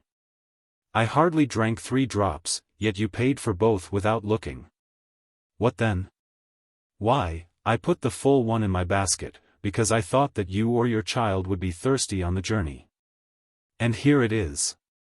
You are the most thoughtful girl I have ever met. Although the poor child was crying when we left the inn, that did not prevent her from thinking of others more than of herself. Little Marie, the man who marries you will be no fool. I hope not, for I am not fond of fools. Come, eat up your partridges, they are done to a turn. And for want of bread, you must be satisfied with chestnuts. Where the deuce did you find chestnuts, too? It is extraordinary. All along the road I picked them off the branches as we went along, and filled my pockets. And are they cooked, too? Where would my wits have been had I not had sense enough to put the chestnuts in the fire as soon as it was lighted? That is the way we always do in the fields. So we are going to take supper together, little Marie. I want to drink your health and wish you a good husband, just the sort of a man that will suit you. Tell me what kind you want. I should find that very difficult, Germain, for I have not thought about it yet. What, not at all? Never? Said Germain, as he began to eat with a laborer's appetite, yet stopping to cut off the more tender morsels for his companion, who persisted in refusing them and contented herself with a few chestnuts. Tell me, little Marie, he went on, seeing that she had no intention of answering him, have you never thought of marrying? Yet you are old enough. Perhaps, she said, but I am too poor. I need at least 100 crowns to marry, and I must work 5 or 6 years to scrape them together. Poor girl, I wish Father Maurice were willing to give me 100 crowns to make you a present of. Thank you kindly, Germain. What do you suppose people would say of me? What do you wish them to say of you? They know very well that I am too old to marry you. They would never believe that you. Look, Germain, your child is waking up, said little Marie. Chapter 8. The Evening Prayer. Petit-Pierre had raised his head and was looking about him with a thoughtful air. Oh, that is the way he always does, whenever he hears the sound of eating, said Germain. The explosion of a cannon would not rouse him, but if you work your jaws near him, he opens his eyes at once. You must have been just like him at his age, said little Marie, with a sly smile. See. My Petit-Pierre, you are looking for your canopy. Tonight it is made olive green, my child, but your father eats his supper none the less. Do you wish to sup with him? I have not eaten your share, I thought that you might claim it. Marie, I wish you to eat, cried the husbandman, I shall not touch another morsel. I am a greedy glutton. You are depriving yourself for our sake. It is not fair. I am ashamed. It takes away all my appetite. I will not have my son eat his supper unless you take some too. Leave us alone, said little Marie, you have not the key to our appetites. Mine is tight shut today, but your Pierre's is as wide open as a little wolf's.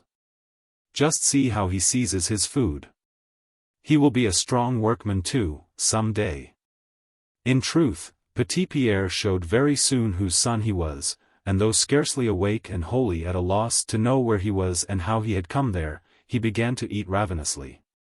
As soon as his hunger was appeased, feeling excited as children do who break loose from their wonted habits, he had more wit, more curiosity, and more good sense than usual. He made them explain to him where he was, and when he found that he was in the midst of a forest, he grew a little frightened. Are there wicked beasts in this forest? He demanded of his father. No, none at all. Don't be afraid.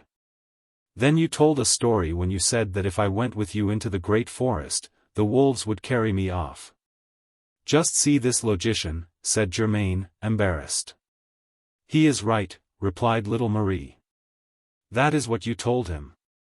He has a good memory, and has not forgotten. But, little Pierre, you must learn that your father never tells a story. We passed through the big forest whilst you were sleeping, and now we are in the small forest where there are no wicked beasts. Is the little forest very far away from the big one? Far enough. Besides, the wolves never go out of the big forest. And then, if some of them should come here, your father would kill them. And you too, little Marie? Yes, we, too, for you would help also, my Pierre. You are not frightened, are you? You would beat them soundly? Yes, indeed, I would, said the child, proudly, as he struck a heroic attitude. We would kill them. There is nobody like you for talking to children and for making them listen to reason, said Germain to little Marie. To be sure, it is not long ago since you were a small child yourself, and you have not forgotten what your mother used to say to you. I believe that the younger one is, the better one gets on with children. I am very much afraid that a woman of 30 who does not yet know what it is to be a mother, would find it hard to prattle to children and reason with them.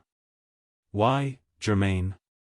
I don't know why you have such a bad idea of this woman. You will change your mind. The devil take the woman, exclaimed Germain. I wish I were going away from her forever. What do I want of a wife whom I don't know? Little father, said the child, why is it that you speak so much of your wife today, since she is dead? Then you have not forgotten your poor, dear mother? No, for I saw her placed in a beautiful box of white wood, and my grandmother led me up to her to kiss her and say goodbye. She was very white and very stiff, and every evening my aunt made me pray God that she might go to him in heaven and be warm. Do you think that she is there now? I hope so, my child. But you must always pray. It shows your mother that you love her. I am going to say my prayers, answered the boy. I forgot them tonight. But I can't say them all alone, for I always forget something. Little Marie must help me. Yes, my Pierre, I will help you, said the young girl. Come and kneel down in my lap.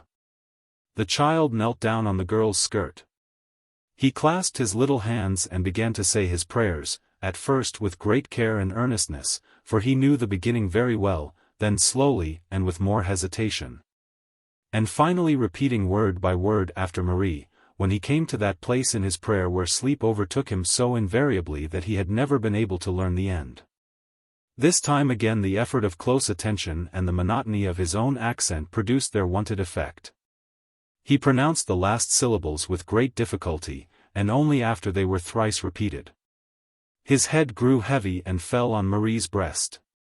His hands unclasped, divided, and fell open on his knees. By the light of the campfire, Germain watched his little darling hushed at the heart of the young girl, who, as she held him in her arms and warmed his fair hair with her sweet breath, had herself fallen into a holy reverie, and prayed in quiet for the soul of Catherine. Germain was touched. He tried to express to little Marie the grateful esteem which he felt for her, but he could find no fitting words. He approached her to kiss his son, whom she held close to her breast, and he could scarcely raise his lips from little Pierre's brow. You kiss too hard, said Marie, gently pushing away the husbandman's head.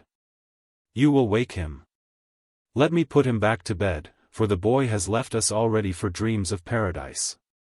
The child allowed Marie to lay him down, but feeling the goatskin on the saddle, he asked if he were on the gray. Then opening his big blue eyes, and keeping them fixed on the branches for a minute, he seemed to be dreaming, wide awake as he was. Or to be struck with an idea which had slipped his mind during the daytime, and only assumed a distinct form at the approach of sleep. Little father, said he, if you wish to give me a new mother, I hope it will be little Marie. And without waiting for an answer, he closed his eyes and slept. Chapter 9. Despite the cold. Little Marie seemed to give no more heed to the child's odd words than to regard them as a proof of friendship. She wrapped him up with care, stirred the fire, and as the fog resting on the neighboring pool gave no sign of lifting, she advised Germain to lie near the fire and take a nap. "I see that you are sleepy already," said she, "for you don't say a word and you gaze into the fire, just as your little boy was doing." "It is you who must sleep," answered the husbandman, "and I will take care of both of you, for I have never felt less sleepy than I do now. I have 50 things to think of." "50 is a great many," said the little girl, with a mocking accent. "There are lots of people who would be delighted to have one." "Well, if I am too stupid to have 50, I have one, at least, which has not left me for the past hour. And I shall tell it to you as well as I told you those you thought of before." "Yes, do tell me if you know, Marie. Tell me yourself. I shall be glad to hear." "An hour ago," she answered, "your idea was to eat, and now it is to sleep. Marie, I am only an ox driver, but, upon my word, you take me for an ox. You are very perverse, and it is easy to see that you do not care to talk to me, so go to sleep. That will be better than to pick flaws in a man who is out of sorts." "If you wish to talk, let's talk," said the girl, half reclining near the child and resting her head against the saddle. "You torment yourself, Germain, and you do not show much courage for a man. What wouldn't I say if I didn't do my best to fight my own troubles?" "Yes, that's very true, and that's just what I am thinking of, my poor child. You are going to live, away from your friends, in a horrid country full of moors and fens, where you will catch the autumn fevers. Sheep do not pay well there, and this is always discouraging for a shepherdess if she means well. Then you will be surrounded by strangers who may not be kind to you and will not know how much you are worth. It makes me more sorry than I can tell you, and I have a great desire to take you home to your mother instead of going on to Fourche. You talk very kindly, but there is no reason for your misgivings, my poor Germain. You ought not to lose heart on your friend's account, and instead of showing me the dark side of my lot, you should show me the bright side, as you did after lunch at Rebec's. What can I do? That's the way it appeared to me then, and now my ideas are changed. It is best for you to take a husband." "That cannot be, Germain, and as it is out of the question, I think no more about it. Yet such a thing might happen. Perhaps if you told me what kind of a man you want, I might imagine somebody." "Imagining is not finding. For myself, I never imagine, for it does no good." "You are not looking for a rich man?" "Certainly not, for I am as poor as Job. But if he were comfortably off, you wouldn't be sorry to have a good house, and good food, and good clothes, and to live with an honest family who would allow you to help your mother." "Oh, yes indeed. It is my own wish to help my mother. And if this man were to turn up, you would not be too hard to please, even if he were not so very young." "Ah! There you must excuse me, Germain. That is just the point I insist on. I could never love an old man. An old man, of course not, but a man of my age, for example. Your age is too old for me, Germain. I should like Bastien's age, though Bastien is not so good-looking as you." "Should you rather have Bastien, the swineherd?" said Germain, indignantly. "A fellow with eyes shaped like those of the pigs he drives." "I could excuse his eyes, because he is 18. Germain felt terribly jealous. "Well," said he, "it's clear that you want Bastien, but, nonetheless, it's a queer idea." "Yes, that would be a queer idea," answered little Marie, bursting into shouts of laughter, "and he would make a queer husband. You could gull him to your heart's content. For instance, the other day, I had picked up a tomato in the curate's garden. I told him that it was a fine, red apple, and he bit into it like a glutton. If you had only seen what a face he made. Heavens! How ugly he was! Then you don't love him, since you are making fun of him. That wouldn't be a reason. But I don't like him. He is unkind to his little sister, and he is dirty. Don't you care for anybody else? How does that concern you, Germain? Not at all, except that it gives me something to talk about. I see very well, little girl, that you have a sweetheart in your mind already. No, Germain, you're wrong. I have no sweetheart yet. Perhaps one may come later, but since I cannot marry until I have something laid by, I am destined to marry late in life and with an old man.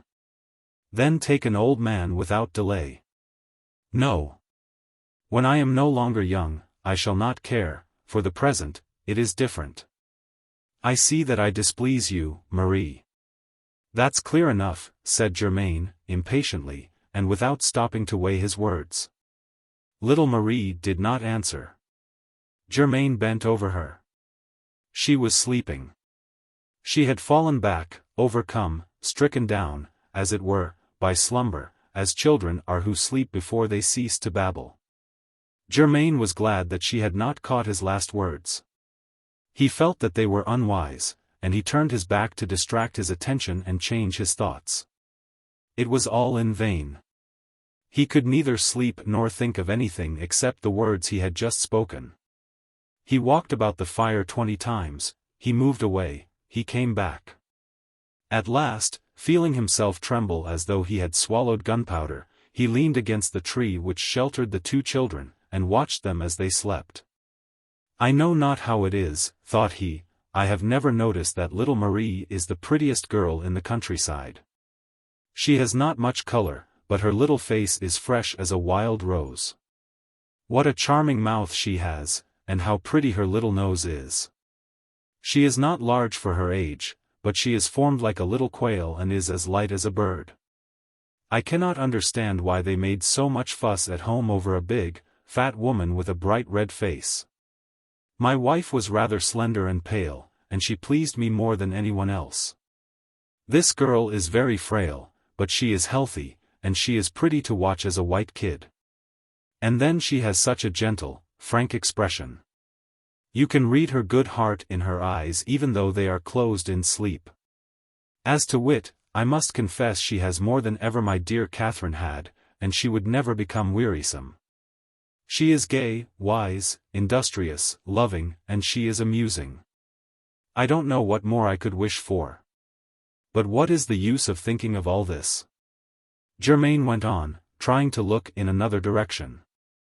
My father-in-law would not hear of it, and all the family would think me mad. Besides, she would not have me herself, poor child. She thinks me too old, she told me so. She is unselfish, and does not mind poverty and worry, wearing old clothes, and suffering from hunger for 2 or 3 months every year. So long as she can satisfy her heart some day and give herself to the man she loves. She is right. I should do the same in her place, and even now, if I had my own way, instead of marrying a wife whom I don't care for, I would choose a girl after my own heart. The more Germain tried to compose himself by reasoning, the further he was from succeeding. He walked away a dozen steps, to lose himself in the fog. Then, all of a sudden, he found himself on his knees beside the 2 sleeping children. Once he wished to kiss Petit-Pierre, who had one arm about Marie's neck, and made such a mistake that Marie felt a breath, hot as fire, cross her lips, and awaking, looked about her with a bewildered expression, totally ignorant of all that was passing within his mind. I didn't see you, my poor children, said Germain, retreating rapidly. I almost stumbled over you and hurt you. Little Marie was so innocent that she believed him, and fell asleep again. Germain walked to the opposite side of the fire, and swore to God that he would not stir until she had waked. He kept his word, but not without a struggle. He thought that he would go mad. At length, toward midnight, the fog lifted, and Germain could see the stars shining through the trees. The moon freed herself from the mist which had hidden her, and began to sow her diamonds over the damp moss. The trunks of the oak trees remained in impressive darkness, but beyond, the white branches of the birch trees seemed a long line of phantoms in their shrouds. The fire cast its reflection in the pool, and the frogs, growing accustomed to the light, hazarded a few shrill and uneasy notes. The rugged branches of the old trees, bristling with dim-colored lichens, crossed and intertwined themselves, like great gaunt arms, above the travelers' heads. It was a lovely spot, but so lonely and so sad that Germain, unable to endure it more, began to sing and throw stones into the water to forget the dread weariness of solitude. He was anxious also to wake little Marie, and when he saw her rise and look about at the weather, he proposed that they start on their journey. "In 2 hours," said he, "the approach of morning will chill the air so that we can't stay here in spite of our fire. Now we can see our way, and we shall soon find a house which will open its doors to us, or at least a barn where we can pass the rest of the night under shelter." Marie had no will of her own, and although she was longing to sleep, she made ready to follow Germain. The husbandman took his boy in his arms without awaking him, and beckoned Marie to come nearer, in order to cover her with his cloak. For she would not take her own mantle, which was wrapped about the child. When he felt the young girl so close to him, Germain, who for a time had succeeded in distracting his mind and raising his spirits, began to lose his head once more. 2 or 3 times he strode ahead abruptly, leaving her to walk alone. Then, seeing how hard it was for her to follow, he waited, drew her quickly to his side, and pressed her so tight that she was surprised, and even angry, though she dared not say so. As they knew not the direction whence they had come, they had no idea of that in which they were going. So they crossed the wood once more, and found themselves afresh before the lonely moor. Then they retraced their steps, and after much turning and twisting they spied a light across the branches. "Good enough. Here's a house," exclaimed Germain. "And the people are already astir, for the fire is lighted. It must be very late." It was no house, but the campfire, which they had covered before they left, and which had sprung up in the breeze. They had tramped for 2 hours, only to find themselves at the very place from which they had started. Chapter 10. Beneath the Stars. "This time I give up," said Germain, stamping his foot. "We are bewitched, that is certain, and we shall not get away from here before broad day. The devil is in this place." "Well, it's of no use to get angry," said Marie. "We must take what is given us. Let us make a big fire. The child is so well wrapped up that he is in no danger, and we shall not die from a single night out of doors. Where have you hidden the saddle, Germain?" "Right in the midst of the holly bushes. What a goose you are. It's very convenient to get it from there." "Stop, child, hold the boy while I pull his bed from the thorns. I didn't want you to scratch your hands. It's all done. Here's the bed, and a few scratches are not saber cuts," replied the brave girl. She proceeded to put the child to bed again, and Petit-Pierre was so sound asleep this time that he knew nothing of his last journey. Germain piled so much wood on the fire that the forest all about glowed with the light. Little Marie had come to the end of her powers, and although she did not complain, her legs would support her no longer. She was white, and her teeth chattered with cold and weakness. Germain took her in his arms to warm her. The uneasiness, the compassion, the tenderness of movement he could not repress, took possession of his heart and stilled his senses. As by a miracle his tongue was loosened, and every feeling of shame vanished. "Marie," said he, "I like you, and I am very sorry that you don't like me. If you would take me for your husband, there are no fathers, nor family, nor neighbors, nor arguments which could prevent me from giving myself to you. I know how happy you would make my children, and that you would teach them to love the memory of their mother, and with a quiet conscience I could satisfy the wishes of my heart. I have always been fond of you, and now I love you so well that were you to ask me to spend all my life in doing your pleasure, I would swear to do it on the instant. Please think how much I love you, and try to forget my age. Think that it is a wrong notion to believe that a man of 30 is old. Besides, I am but 28. A young girl is afraid that people will talk about her if she takes a man 10 or 12 years older than she, simply because that is not the custom in our country. But I have heard say that in other countries people don't look at it in this light, and that they had rather allow a sensible man of approved courage to support a young girl. Then trust her to a mere boy, who may go astray, and, from the honest fellow they thought him, turn into a good-for-nothing. And then years don't always make age. That depends on the health and strength a person has. When a man is used up by overwork and poverty, or by a bad life, he is old before 25. But Marie, you are not listening. Yes, I am, Germain. I hear you perfectly, answered little Marie. But I am thinking over what my mother used to tell me so often, that a woman of 60 is to be pitied greatly when her husband is 70 or 75 and can no longer work to support her. He grows feeble, and it becomes her duty to nurse him at the very age when she begins to feel great need of care and rest herself, and so it is that the end comes in a garret. Parents do well to say so, I admit, answered Germain, but then they would sacrifice all their youth, the best years of their life, to calculating what will become of them at the age when a person is no longer good for anything, and when it is a matter of indifference which way death comes. But I am in no danger of starving in my old age. I am even going to lay by something, since I live with my wife's parents and spend nothing. And then, you see, I shall love you so well that I can never grow old. They say that when a man is happy he keeps sound, and I know well that in love for you, I am younger than Bastien. For he does not love you, he is too stupid, too much of a child to understand how pretty and how good you are, and how you were made for people to court. Do not hate me, Marie. I am not a bad man.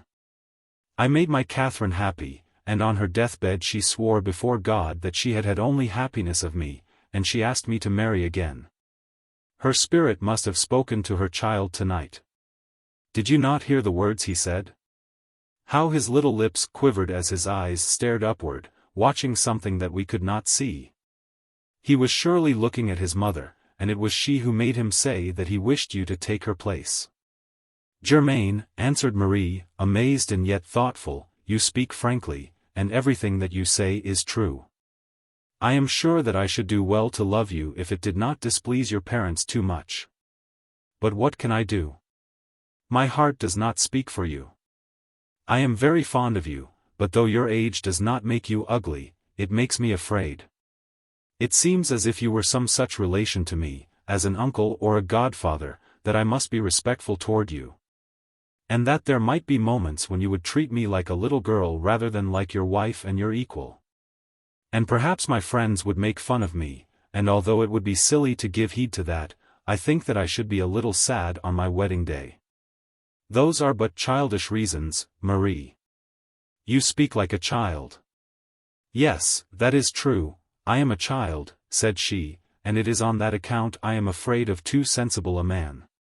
You must see that I am too young for you, since you just found fault with me for speaking foolishly. I can't have more sense than my age allows. Oh heavens! How unlucky I am to be so clumsy and to express so ill what I think, cried Germain. Marie, you don't love me. That is the long and short of it. You find me too simple and too dull. If you loved me at all, you would not see my faults so clearly. But you do not love me. That is the whole story. That is not my fault, answered she, a little hurt that he was speaking with less tenderness. I am doing my best to hear you, but the more I try the less I can get it into my head that we ought to be husband and wife. Germain did not answer. His head dropped into his hands, and little Marie could not tell whether he wept or sulked or was fast asleep. She felt uneasy when she saw him so cast down, and could not guess what was passing in his mind. But she dared not speak to him more, and as she was too astonished at what had passed to have any desire to sleep, she waited impatiently for dawn. Tending the fire with care and watching over the child, whose existence Germain appeared to forget. Yet Germain was not asleep. He did not mope over his lot. He made no plans to encourage himself, nor schemes to entrap the girl. He suffered, he felt a great weight of grief at his heart. He wished that he were dead. The world seemed to turn against him, and if he could have wept at all, his tears would have come in floods. But mingled with his sorrow there was a feeling of anger against himself, and he felt choked, without the power or the wish to complain. When morning came, and the sounds of the country brought it to Germain's senses, he lifted his head from his hands and rose. He saw that little Marie had slept no more than he, but he knew no words in which to tell her of his anxiety. He was very discouraged. Hiding the grey's saddle once more in the thicket, he slung his sack over his shoulder and took his son by the hand. "Now, Marie," said he, "we are going to try to end our journey. Do you wish me to take you to Ormeaux?" "Let us leave the woods together," answered she, "and when we know where we are, we shall separate, and go our different ways." Germain did not answer. He felt hurt that the girl did not ask him to take her as far as Ormeaux, and he did not notice that he had asked her in a tone well fitted to provoke a refusal. After a few hundred steps, they met a woodcutter, who pointed out the high road, and told them that when they had crossed the plain, one must turn to the right, the other to the left. To gain their different destinations, which were so near together that the houses of Fourche were in plain sight from the farm of Ormeaux, and vice versa. When they had thanked him and passed on, the woodcutter called them back to ask whether they had not lost a horse. "Yes," he said, "I found a pretty grey mare in my yard, where perhaps a wolf had driven her to seek refuge. My dogs barked the whole night long, and at daybreak I saw the mare under my shed. She is there now. Come along with me, and if you recognize her, you may take her." When Germain had given a description of the grey, and felt convinced that it was really she, he started back to find his saddle. Little Marie offered to take his child to Ormeaux, whither he might go to get him after he had introduced himself at Fourche. "He is rather dirty after the night that we have passed," said she. "I will brush his clothes, wash his pretty face, and comb his hair, and when he looks neat and clean, you can present him to your new family." "Who told you that I wished to go to Fourche?" answered Germain, petulantly. "Perhaps I shall not go." "But truly, Germain, it is your duty to go there." "You will go there," replied the girl. "You seem very anxious to have me married off, so that you may be quite sure that I shall not trouble you again." "Germain, you must not think of that any more. It is an idea which came to you in the night, because this unfortunate mishap took away your spirits. But now you must come to your senses. I promise you to forget everything that you said to me, and not to breathe it to a soul. Oh, say what you wish. It is not my custom to deny what I have spoken. What I told you was true and honest, and I shall not blush for it before anybody. Yes, but if your wife were to know that just before you came you were thinking of another woman, it would prejudice her against you. So take care how you speak now. Don't look at me before everybody with such a rapt expression. Think of Father Maurice, who relies on your obedience, and who would be enraged at me if I were to turn you from his will. Goodbye, Germain. I take Petit-Pierre in order to force you to go to Fourche. He is a pledge which I keep on your behalf. So you want to go with her?"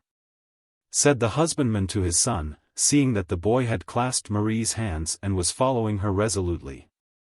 "Yes, father," answered the child, who had heard the conversation and understood after his own fashion the words spoken so unguardedly before him. "I am going away with my dearest little Marie. You shall come to find me when you have done marrying, but I wish Marie to be my little mother." "You see how much he wishes it," said Germain to the girl. "Listen to me, Petit-Pierre," he added. "I wish her to be your mother and to stay with you always. It is she who does not wish to. Try to make her grant you what she has denied me. Don't be afraid, father, I shall make her say yes. Little Marie does everything that I wish." He walked away with the young girl. Germain stood alone, sadder and more irresolute than ever. Chapter 11. The Belle of the Village. And after all, when he had brushed the dust of travel from his clothes and from his horse's harness, when he had mounted the grey, and when he had learned the road, he felt that there was no retreat and that he must forget that anxious night as though it had been a dangerous dream. He found Father Leonard seated on a trim bench of spinach green. The 6 stone steps leading up to the door showed that the house had a cellar. The walls of the garden and of the hemp field were plastered with lime and sand. It was a handsome house, and might almost have been mistaken for the dwelling of a bourgeois. Germain's future father-in-law came forward to meet him, and having plied him, for 5 minutes, with questions concerning his entire family, he added that conventional phrase with which one passerby addresses another concerning the object of his journey, "So you are taking a little trip in this part of the country?" "I have come to see you," replied the husbandman, "to give you this little present of game with my father's compliments, and to tell you from him that you ought to know with what intentions I come to your house." "Oh, ho!" said Father Leonard, laughing and tapping his capacious stomach, "I see, I understand, I am with you, and," he added with a wink, "you will not be the only one to pay your court, young man. There are 3 already in the house dancing attendants like you. I never turn anybody away, and I should find it hard to say yes or no to any of them, for they are all good matches. Yet, on account of Father Maurice and for the sake of the rich fields you till, I hope that it may be you. But my daughter is of age and mistress of her own affairs. She will do as she likes. Go in and introduce yourself. I hope that you will draw the prize." "I beg your pardon," answered Germain, amazed to find himself an extra when he had counted on being alone in the field. "I was not aware that your daughter was supplied already with suitors, and I did not come to quarrel over her. If you suppose that because you were slow in coming, my daughter would be left unprovided for, you were greatly mistaken, my son," replied Father Leonard with unshaken good humor. "Catherine has the wherewithal to attract suitors, and her only difficulty lies in choosing. But come in, don't lose heart. The woman is worth a struggle." And pushing in Germain by the shoulders with boisterous gaiety, he called to his daughter as they entered the house. "So, Catherine, here is another." This cordial but unmannerly method of introduction to the widow, in the presence of her other devotees, completed Germain's distress and embarrassment. He felt the awkwardness of his position, and stood for a few moments without daring to look upon the beauty and her court. The widow Guerin had a good figure and did not lack freshness, but her expression and her dress displeased Germain the instant he saw her. She had a bold, self-satisfied look, and her cap, edged with 3 lace flounces, her silk apron, and her fichu of fine black lace were little in accord with the staid and sober widow he had pictured to himself. Her elaborate dress and forward manners inclined Germain to judge the widow old and ugly, although she was certainly not either. He thought that such finery and playful manners might well suit little Marie's years and wit, but that the widow's fun was labored and overbold, and that she wore her fine clothes in bad taste. The 3 suitors were seated at a table loaded with wines and meats which were spread out for their use throughout the Sunday morning. For Father Leonard liked to show off his wealth, and the widow was not sorry to display her pretty china and keep a table like a rich lady. Germain, simple and unsuspecting as he was, watched everything with a penetrating glance, and for the first time in his life he kept on the defensive when he drank. Father Leonard obliged him to sit down with his rivals, and taking a chair opposite he treated him with great politeness, and talked to him rather than to the others. The present of game, despite the breach Germain had made on his own account, was still plenteous enough to produce its effect. The widow did not look unaware of its presence, and the suitors cast disdainful glances in its direction. Germain felt ill at ease in this company, and did not eat heartily. Father Leonard poked fun at him. "You look very melancholy," said he, "and you are ill using your glass. You must not allow love to spoil your appetite, for a fasting lover can make no such pretty speeches as he whose ideas are brightened with a drop of wine." Germain was mortified at being thought already in love, and the artificial manner of the widow, who kept lowering her eyes with a smile as a woman does who is sure of her calculations, made him long to protest against his pretended surrender. But fearing to appear uncivil, he smiled and held his peace. He thought the widow's beaux, 3 bumpkins. They must have been rich for her to admit of their pretensions. One was over 40, and fat as Father Leonard, another had lost an eye, and drank like a sot. The third was a young fellow, and nice-looking too. But he kept insisting on displaying his wit, and would say things so silly that they were painful to hear. Yet the widow laughed as though she admired all his foolishness, and made small proof of her good taste thereby. At first Germain thought her infatuated with him, but soon he perceived that he himself was especially encouraged, and that they wished him to make fresh advances. For this reason he felt an increasing stiffness and severity which he took no pains to conceal. The time came for Mass, and they rose from table to go thither in company. It was necessary to walk as far as Mers, a good half-league away, and Germain was so tired that he longed to take a nap before they went. But he was not in the habit of missing Mass, and he started with the others. The roads were filled with people, and the widow marched proudly along, escorted by her 3 suitors, taking an arm, first of one and then of another, and carrying her head high with an air of importance. She was eager to display the 4th to the eyes of the passers-by. But Germain felt so ridiculous to be dragged along in the train of a petticoat where all the world might see, that he kept at a respectable distance, chatting with Father Leonard, and succeeded in occupying his attention so well that they did not look at all as if they belonged to the party. Chapter 12. The Master. When they reached the village, the widow halted to allow them to catch up. She was bent upon making her entry with all her train. But Germain, denying her this pleasure, deserted Father Leonard, and after conversing with several acquaintances, he entered the church by another door. The widow was vexed.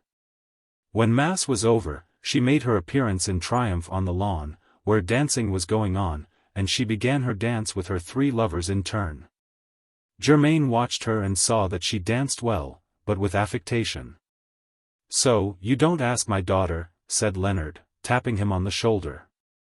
"You are too easily frightened." "I have not danced since I lost my wife," answered the husbandman.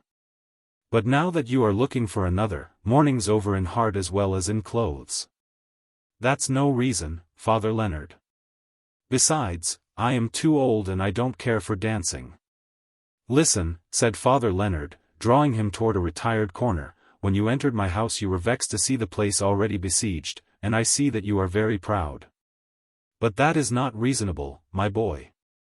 My daughter is used to a great deal of attention, particularly since she left off her mourning 2 years ago, and it is not her place to lead you on." "Has your daughter been thinking of marrying for 2 years already without making her choice?" asked Germain. "She doesn't wish to hurry, and she is right. Although she has lively manners, and although you may not think that she reflects a great deal, she is a woman of excellent common sense, and knows very well what she is about." "It does not appear to me so," said Germain ingenuously, "for she has 3 suitors in her train, and if she knew her own mind, there are 2 of them, at least, whom she would find superfluous and request to stay at home." "Why, Germain, you don't understand at all. She doesn't wish the old man, nor the blind man, nor the young man, I am quite certain. Yet if she were to turn them off, people would think that she wished to remain a widow, and nobody else would come." "Oh, I see.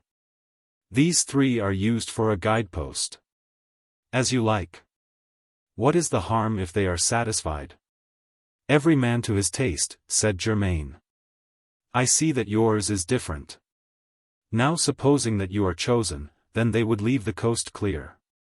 "Yes, supposing. And meanwhile how much time should I have to whistle?" "That depends on your persuasive tongue, I suppose. Until now, my daughter has always thought that she would pass the best part of her life while she was being courted. And she is in no hurry to become the servant of one man when she can order so many others about. So she will please herself as long as the game amuses her, but if you please her more than the game will cease. Only you must not lose courage. Come back every Sunday, dance with her, let her know that you are amongst her followers, and if she finds you more agreeable and better bred than the others, some fine day she will tell you so." "No doubt. Excuse me, Father Leonard. Your daughter has the right to do as she pleases, and it is not my business to blame her. If I were in her place, I should do differently. I should be more frank, and should not waste the time of men who have, doubtless, something better to do than dancing attendance on a woman who makes fun of them. Still, if that is what amuses her and makes her happy, it is no affair of mine. Only there is one thing I must tell you which is a little embarrassing, since you have mistaken my intentions from the start, for you are so sure of what is not so, that you have given me no chance to explain. You must know, then, that I did not come here to ask for your daughter in marriage, but merely to buy a pair of oxen which you are going to take to market next week, and which my father-in-law thinks will suit him. I understand, Germain, answered Leonard very calmly, you changed your plans when you saw my daughter with her admirers. It is as you please. It seems that what attracts some people repels others, and you are perfectly welcome to withdraw, for you have not declared your intentions.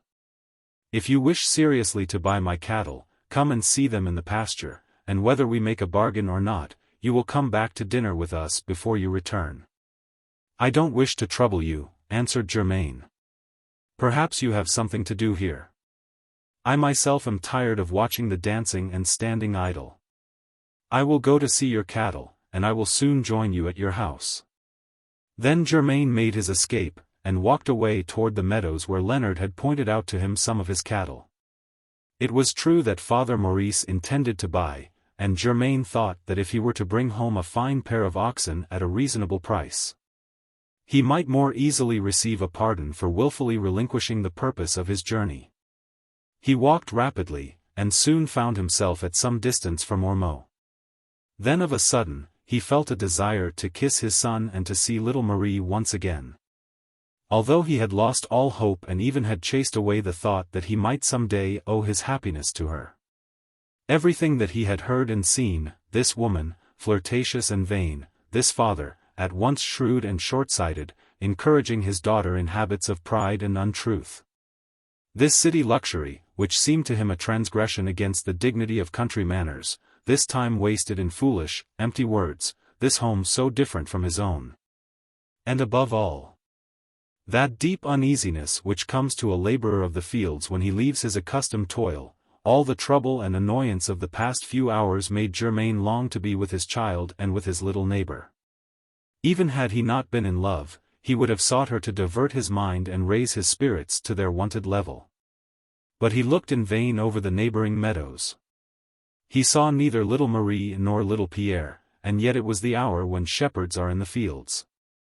There was a large flock in a pasture. He asked of a young boy who tended them whether the sheep belonged to the farm of Ormeaux.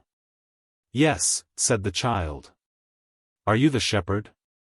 Do boys tend the flocks of the farm amongst you? No, I am taking care of them today, because the shepherdess went away. She was ill. But have you not a new shepherdess, who came this morning? Yes, surely, but she, too, has gone already. What? Gone? Did she not have a child with her? Yes, a little boy who cried. They both went away after they had been here 2 hours. Went away? Where? Where they came from, I suppose. I didn't ask them. But why did they go away? Asked Germain, growing more and more uneasy. How the deuce do I know? Did they not agree about wages? Yet that must have been settled before. I can tell you nothing about it. I saw them come and go, nothing more. Germain walked toward the farm and questioned the farmer. Nobody could give him an explanation. But after speaking with the farmer, he felt sure that the girl had gone without saying a word, and had taken the weeping child with her. Can they have been ill-treating my son? Cried Germain. It was your son, then? How did he happen to be with the little girl? Where do you come from, and what is your name? Germain, seeing that after the fashion of the country they were answering him with questions, stamped his foot impatiently, and asked to speak with the master. The master was away. Usually, he did not spend the whole day when he came to the farm. He was on horseback, and he had ridden off to one of his other farms. But, honestly, said Germain, growing very anxious, can't you tell me why this girl left? The farmer and his wife exchanged an odd smile. Then the former answered that he knew nothing, and that it was no business of his. All that Germain could learn was that both girl and child had started off toward Fourche. He rushed back to Fourche. The widow and her lovers were still away, so was Father Leonard. The maid told him that a girl and a child had come to ask for him, but that as she did not know them, she did not wish to let them in, and had advised them to go to Mars. "And why did you refuse to let them in?" said Germain, angrily. "People are very suspicious in this country, where nobody opens the door to a neighbor." "But you see," answered the maid, "in a house as rich as this, I must keep my eyes open. When the master is away, I am responsible for everything, and I cannot open the door to the first person that comes along." "It is a bad custom," said Germain, "and I had rather be poor than to live in constant fear like that. Goodbye to you, young woman, and goodbye to your vile country." He made inquiries at the neighboring house. The shepherdess and child had been seen. As the boy had left Bel suddenly, carelessly dressed, with his blouse torn, and his little lambskin over his shoulders, and as little Marie was necessarily poorly clad at all times. They had been taken for beggars. People had offered them bread. The girl had accepted a crust for the child, who was hungry, then she had walked away with him very quickly, and had entered the forest. Germain thought a minute, then he asked whether the farmer of Ormeaux had not been at Fourche. Yes, they answered, he passed on horseback a few seconds after the girl. Was he chasing her? Oh, so you understand, answered the village publican, with a laugh. Certain it is that he is the devil of a fellow for running after girls. But I don't believe that he caught her. Though, after all, if he had seen her. That is enough, thank you. And he flew rather than ran to Leonard's stable. Throwing the saddle on the grey's back, he leaped upon it, and set off at full gallop toward the wood of Chanteloube. His heart beat hard with fear and anger, the sweat poured down his forehead. He spurred the mare till the blood came, though the grey needed no pressing when she felt herself on the road to her stable. Chapter 13. The Old Woman. Germain came soon to the spot where he had passed the night on the border of the pool. The fire was smoking still. An old woman was gathering the remnants of the wood little Marie had piled there.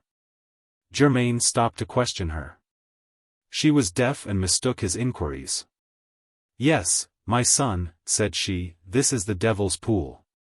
It is an evil spot, and you must not approach it without throwing in 3 stones with your left hand, while you cross yourself with the right. That drives away the spirits. Otherwise trouble comes to those who go around it." "I am not asking about that," said Germain, moving nearer her, and screaming at the top of his lungs. "Have you seen a girl and a child walking through the wood?" "Yes," said the old woman, "a little child was drowned there."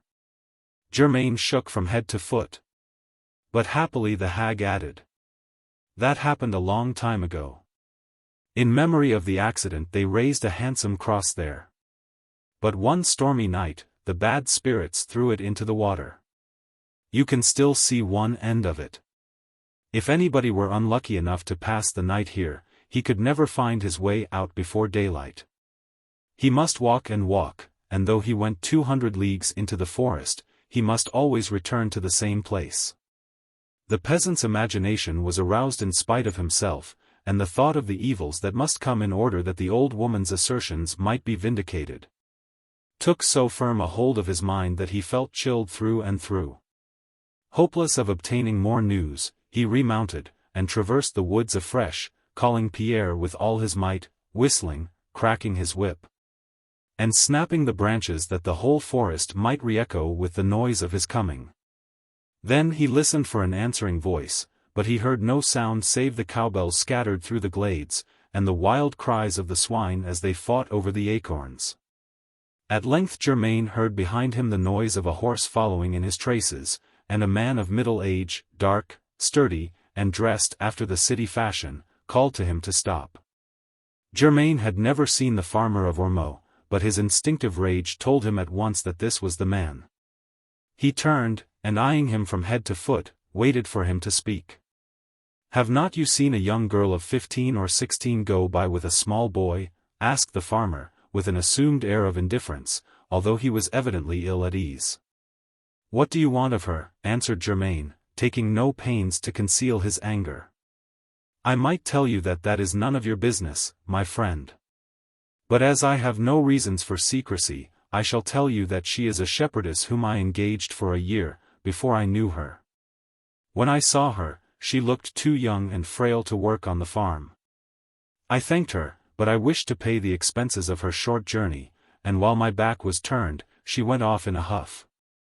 She was in such a hurry that she forgot even some of her belongings and her purse, which has certainly not much in it, probably but a few pennies. But since I was going in this direction, I hope to meet her, and give her back the things which she left behind, as well as what I owe her."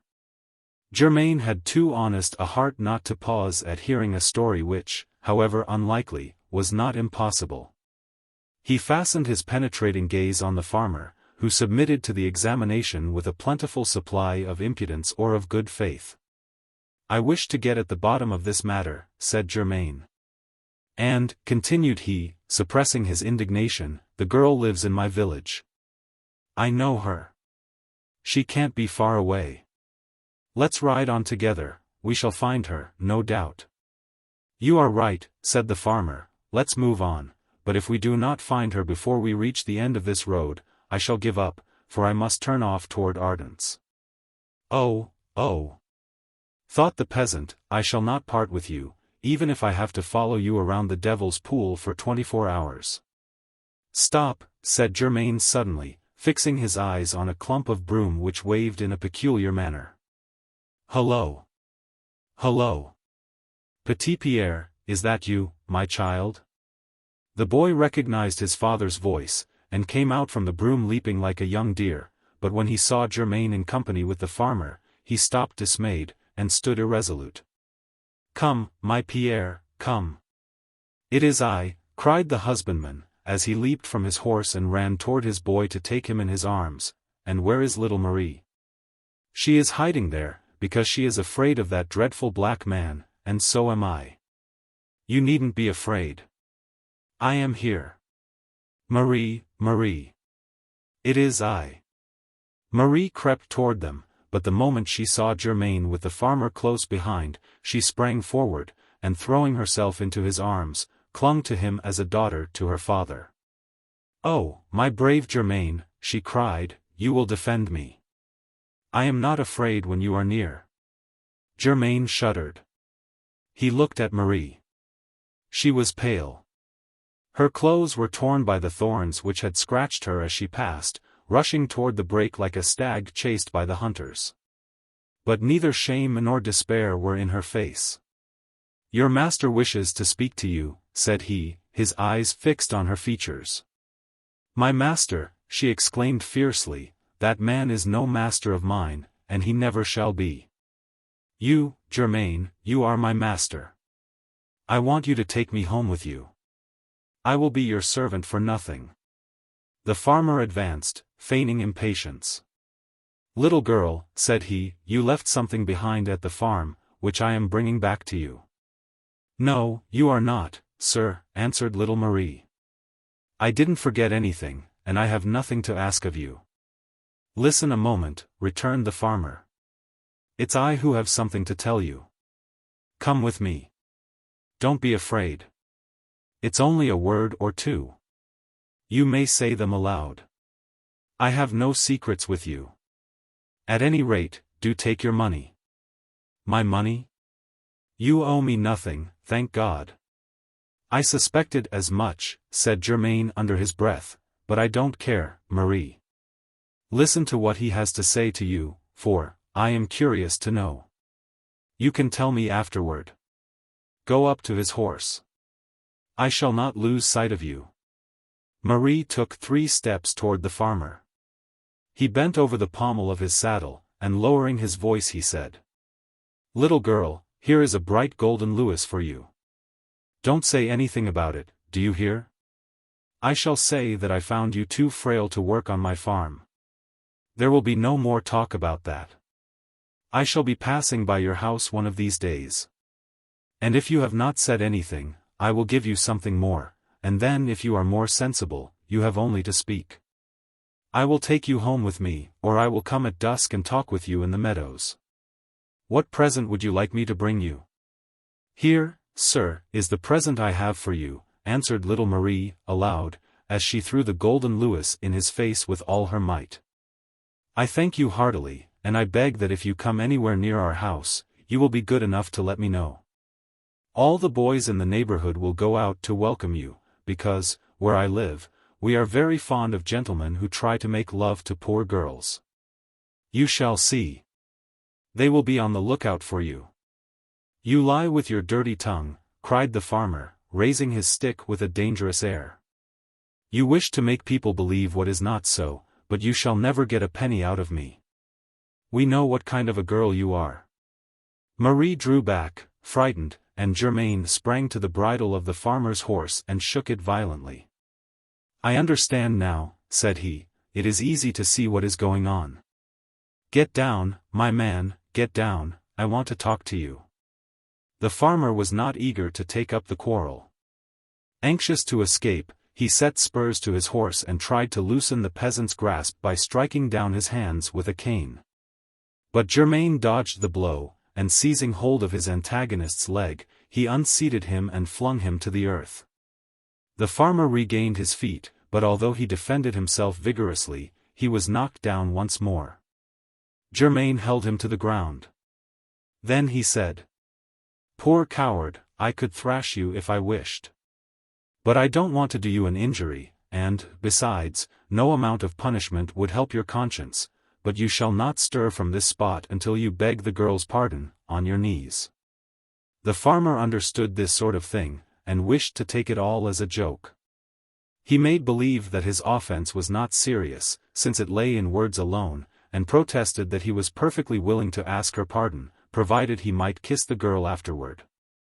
Finally, he proposed that they go and drink a pint of wine at the nearest tavern, and so part good friends.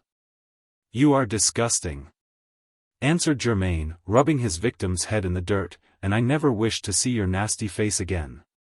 So blush, if you are able, and when you come to our village, you had better slink along Sneak's alley. 2. He picked up the farmer's holly stick, broke it over his knee to show the strength of his wrists, and threw away the pieces with disgust. Then giving one hand to his son and the other to little Marie, he walked away, still trembling with anger. Chapter 14. The return to the farm. At the end of 15 minutes they had left the heath behind them. They trotted along the high road, and the grey whinnied at each familiar object. Petit-Pierre told his father as much as he could understand of what had passed. When we reached the farm, said he, that man came to speak to my Marie in the fold where we had gone to see the pretty sheep. I had climbed into the manger to play, and that man did not see me. Then he said good morning to Marie, and he kissed her. You allowed him to kiss you, Marie? Said Germain, trembling with anger. I thought it was a civility, a custom of the place to newcomers. Just as at your farm the grandmother kisses the young girls who enter her service to show that she adopts them and will be a mother to them. And next, went on little Pierre, who was proud to have an adventure to tell of, that man told you something wicked, which you have told me never to repeat and not even remember. So I forgot it right away. Still, if father wishes, I will tell him what it was. No, Pierre, I don't wish to hear, and I don't wish you ever to think of it again. Then I will forget it all over again, replied the child. Next, that man seemed to be growing angry because Marie told him that she was going away. He told her he would give her whatever she wanted, 100 francs. And my Marie grew angry too. Then he came toward her as if he wished to hurt her. I was afraid, and I ran to Marie and cried. Then that man said, What's that? Where did that child come from? Put it out, and he raised his cane to beat me.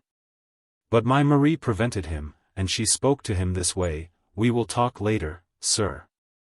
Now I must take this child back to Fourche, and then I shall return.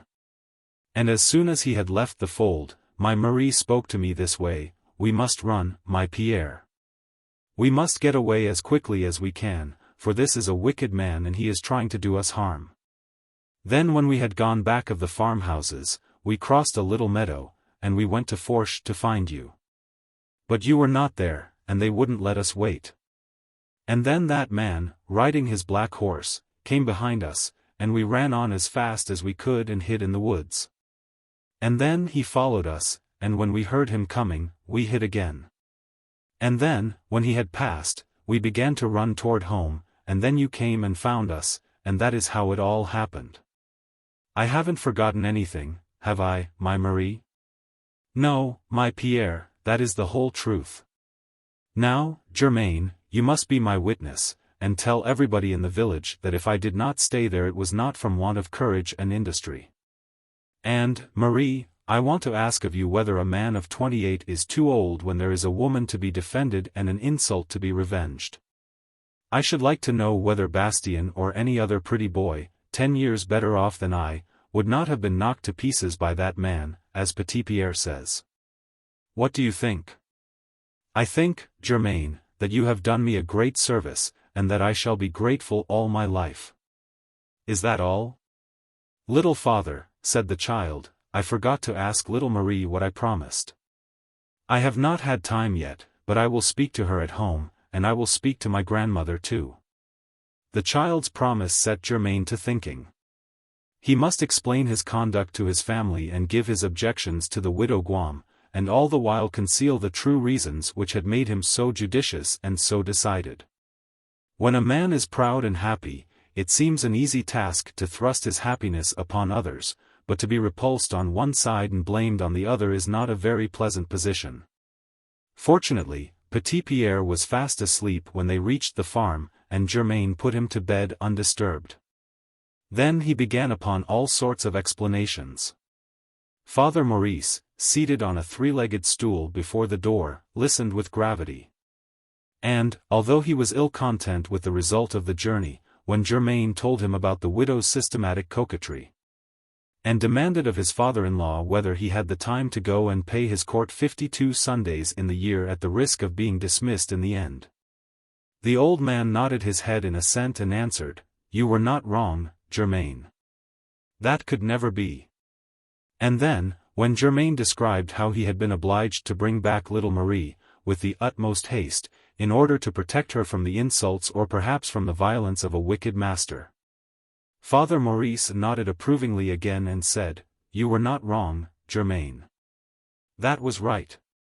When Germain had told his story, and had set forth all his reasons, the old farmer and his wife heaved deep, simultaneous sighs of resignation, and looked at each other. Then the head of the house rose and said, "God's will be done. Love can't be made to order." "Come to supper, Germain," said his mother-in-law. It is unfortunate that this did not come to a better end, but, after all, it seems that God did not wish it. We must look elsewhere. Yes, added the old man, as my wife says, we must look elsewhere. There was no more noise at the house, and on the morrow, when Petit-Pierre rose with the larks at dawn, he was no longer excited by the extraordinary events of the preceding days. Like other little peasants of his age, he became indifferent, forgot everything that had been running in his head, and thought only of playing with his brothers, and of pretending to drive the horses and oxen like a man. Germain plunged into his work, and tried to forget, too, but he became so absent-minded and so sad that everybody noticed it. He never spoke to little Marie, he never even looked at her, and yet had anybody asked him in what meadow she was, or by what road she had passed, there was not a moment in the day when he could not have answered if he would. He dared not ask his family to take her in at the farm during the winter, and yet he knew well how she must suffer from want. But she did not suffer. And Mother Guillette could not understand how her little store of wood never grew less, and how her shed was full in the morning, although she had left it almost empty at night. It was the same with the wheat and potatoes. Somebody entered by the garret window, and emptied a sack on the floor without awaking a soul or leaving a trace of his coming. The widow was at once uneasy and delighted. She made her daughter promise to tell nobody, and said that were people to know of the miracle performed at her house they would take her for a witch. She felt confident that the devil had a share in it, but she was in no hurry to pick a quarrel with him by calling down the priest's exorcisms on the house. It would be time enough, she said, when Satan should come to demand her soul in return for his gifts. Little Marie understood the truth better, but she dared not speak to Germain, for fear of seeing him return to his dreams of marriage, and, before him, she pretended to perceive nothing. Chapter 15. Mother Maurice. One day, Mother Maurice was alone in the orchard with Germain, and spoke to him kindly. "My poor son, I believe you are not well. You don't eat as well as usual. You never laugh, you talk less and less. Perhaps one of us, or all of us, have hurt your feelings, without knowing and without wishing it." "No, my mother," answered Germain, "you have always been as kind to me as the mother who brought me into the world, and I should be very ungrateful if I were to complain of you or your husband. Or of anybody in the household. Then, my child, it is the sorrow for your wife's death which comes back to you. Instead of growing lighter with time, your grief becomes worse, and as your father has said very wisely, it is absolutely necessary for you to marry again." "Yes, my mother, that is my opinion, but the women whom you advised me to ask don't suit me. Whenever I see them, instead of forgetting my Catherine, I think of her all the more. Apparently that's because we haven't been able to understand your taste.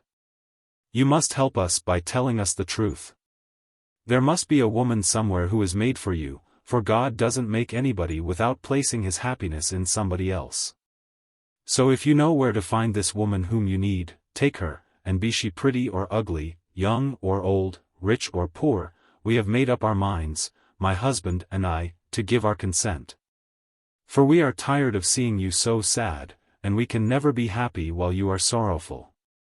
My mother, you are as kind as the kind Lord, and so is my father," answered Germain, "but your compassion brings small help to my troubles, for the girl I love doesn't care for me."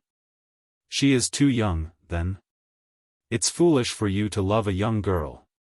"Yes, mother dear, I have been foolish enough to love a young girl, and it's my fault. I do my best to stop thinking of it, but, working or sleeping, at mass or in bed, with my children or with you, I can think of nothing else. Then it's like a fate cast over you, Germain. There's but one remedy, and it is that this girl must change her mind and listen to you. It's my duty to look into this, and see whether it's practicable. Tell me where she lives, and what's her name."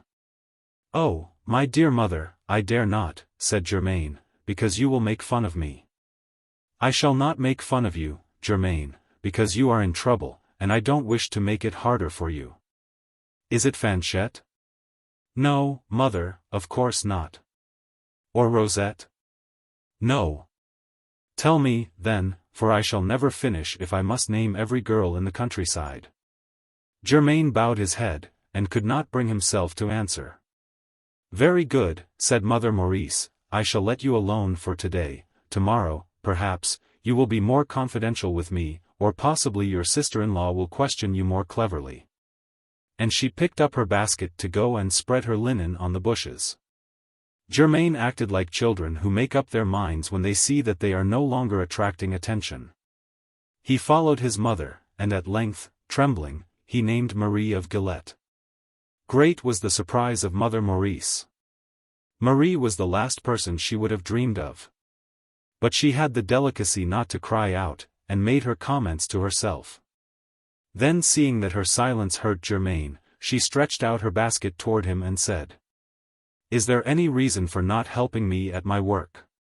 Carry this load, and come and talk with me. Have you reflected well, Germain? Are you fully decided?" "Alas, dear mother, you mustn't speak in that way. I should be decided if I had a chance of success, but as I could never be heard, I have only made up my mind to cure myself, if I can." "And if you can't?" "There is an end to everything, Mother Maurice. When the horse is laden too heavily, he falls, and when the cow has nothing to eat, she dies." "Do you mean to say that you will die, if you do not succeed?" "God grant not, Germain. I don't like to hear a man like you talk of those things, for what he says, he thinks. You are very brave, and weakness is dangerous for strong men.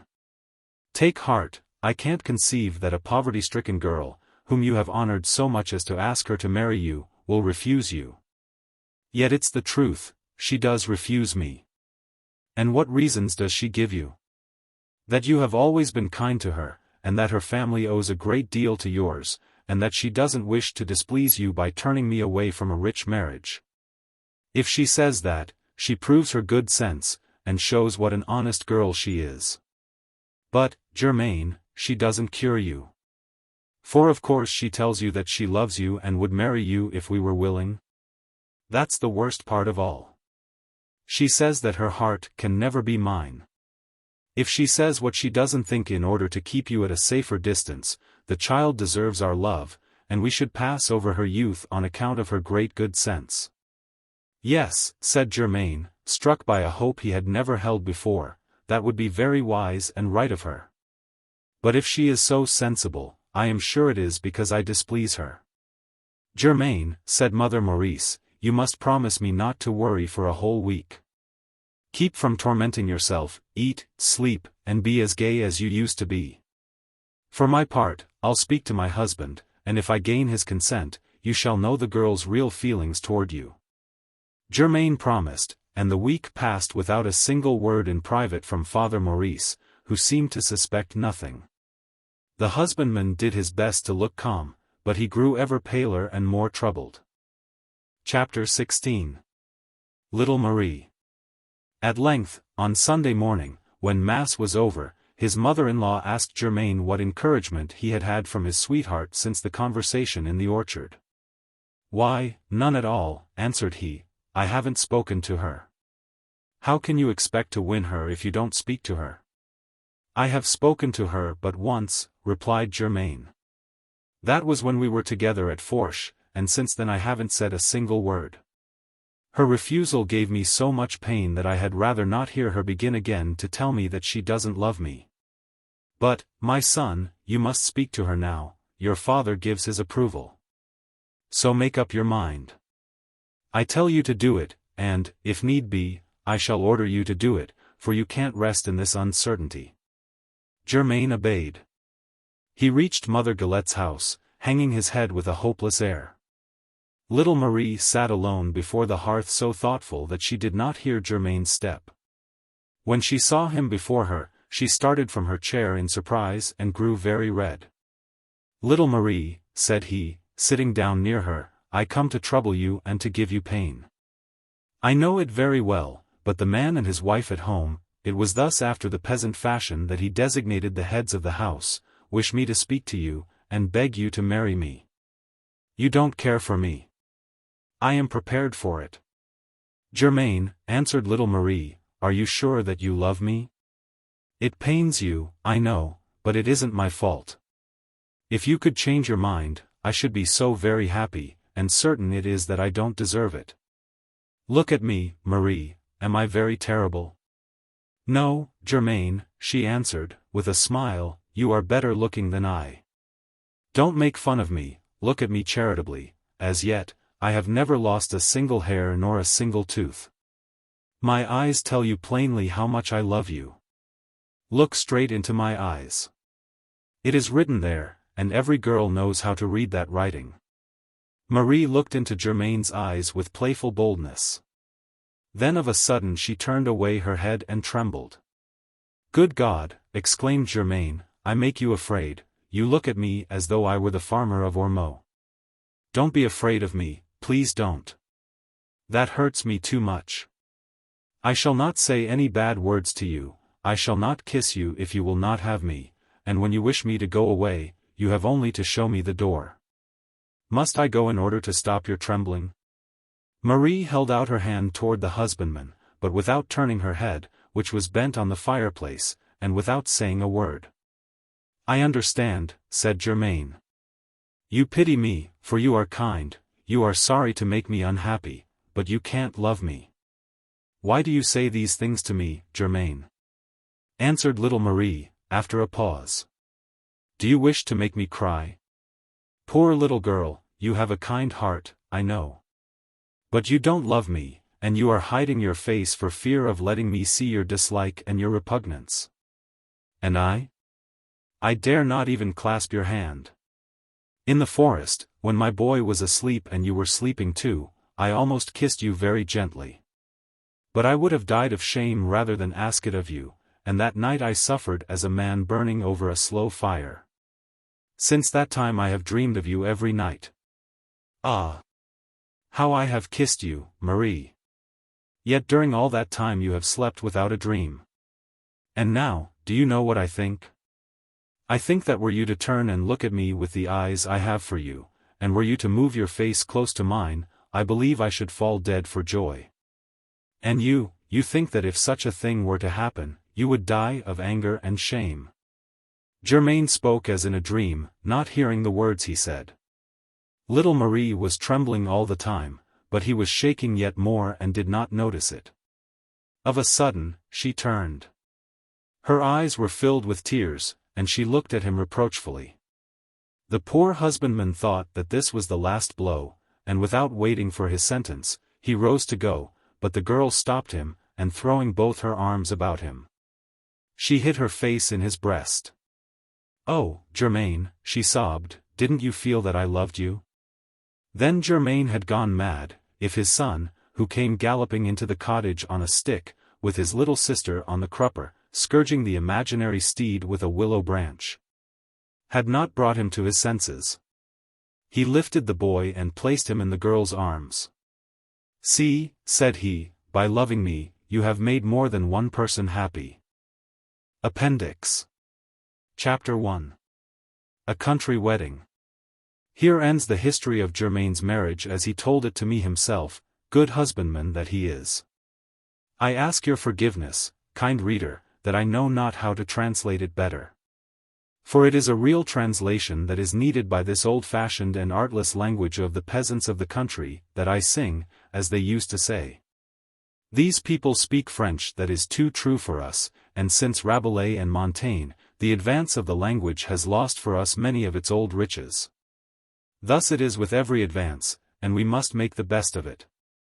Yet it is a pleasure still to hear those picturesque idioms used in the old districts in the center of France. All the more because it is the genuine expression of the laughing, quiet, and delightfully talkative character of the people who make use of it. Touraine has preserved a certain precious number of patriarchal phrases.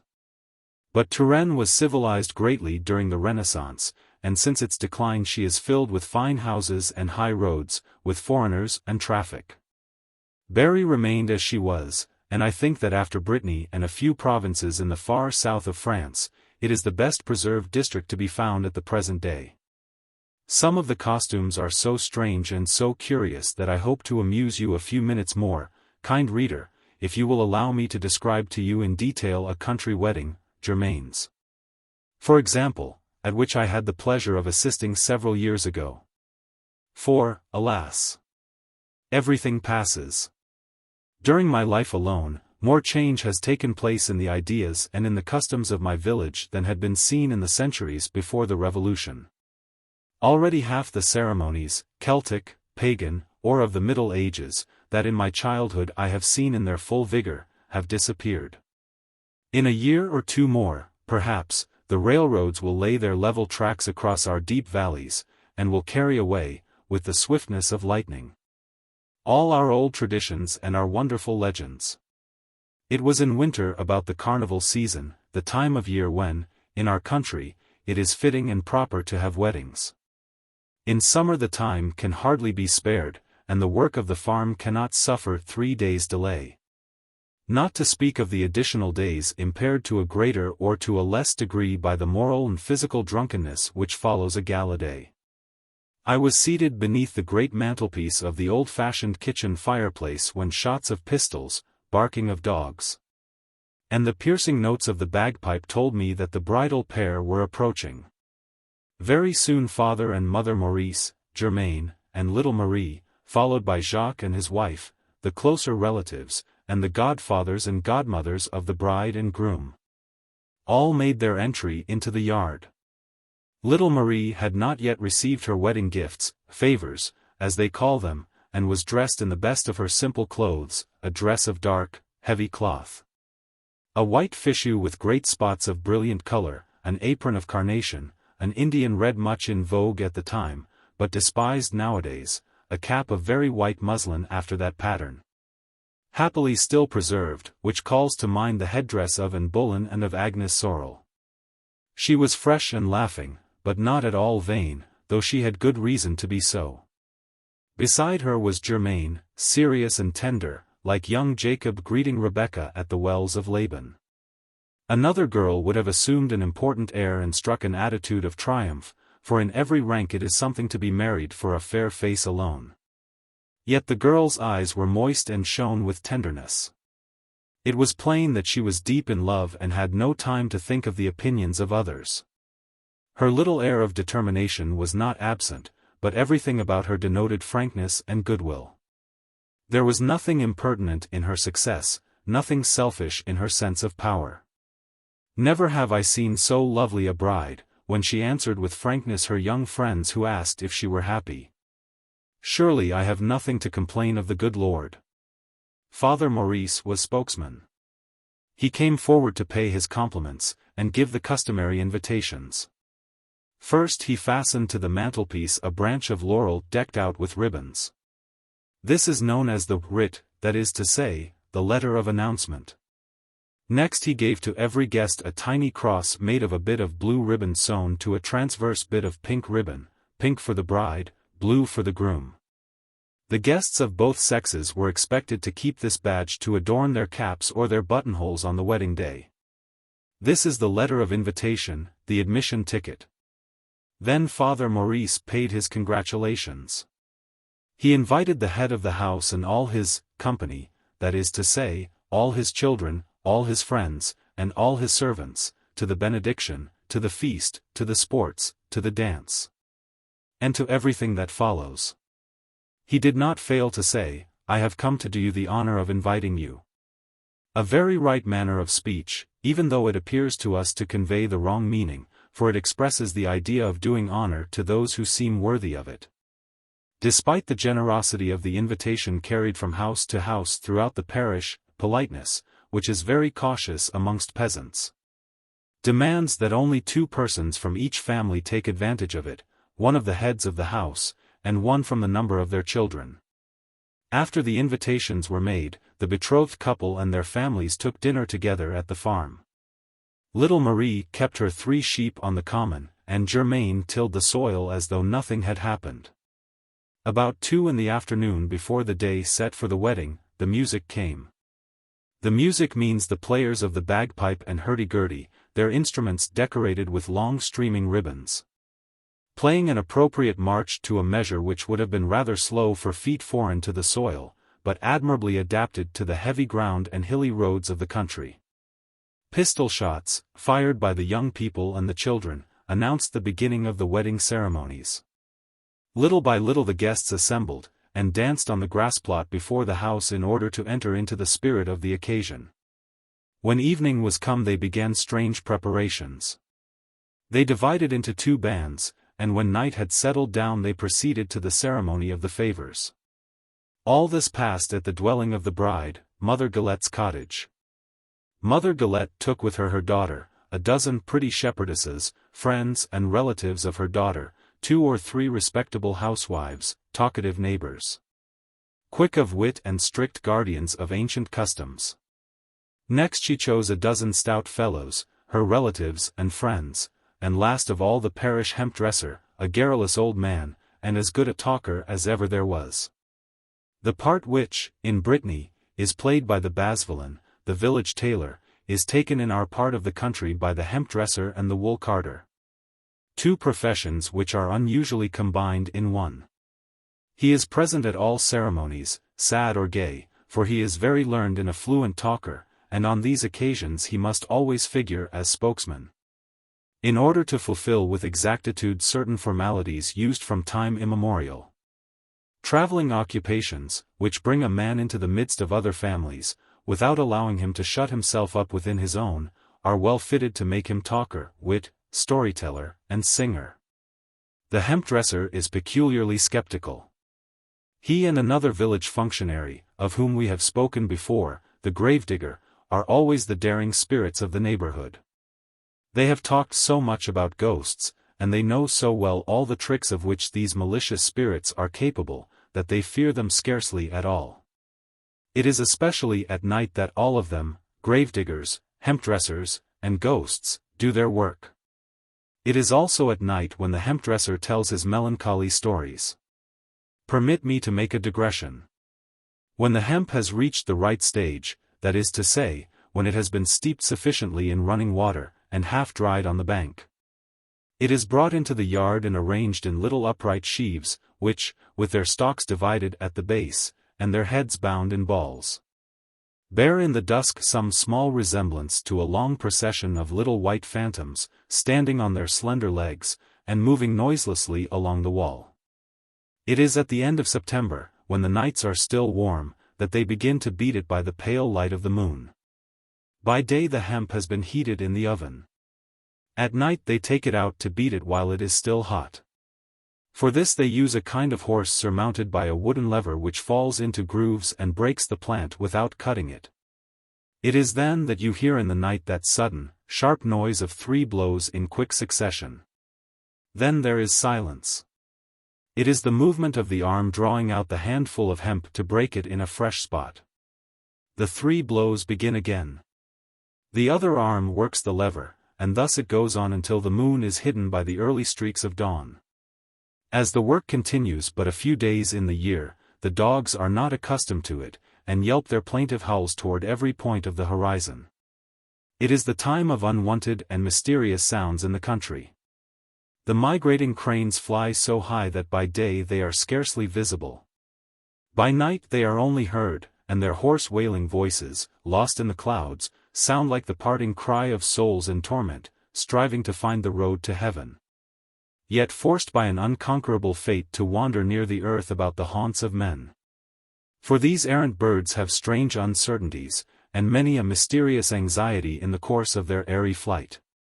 Sometimes they lose the wind when the capricious gusts battle, or come and go in the upper regions.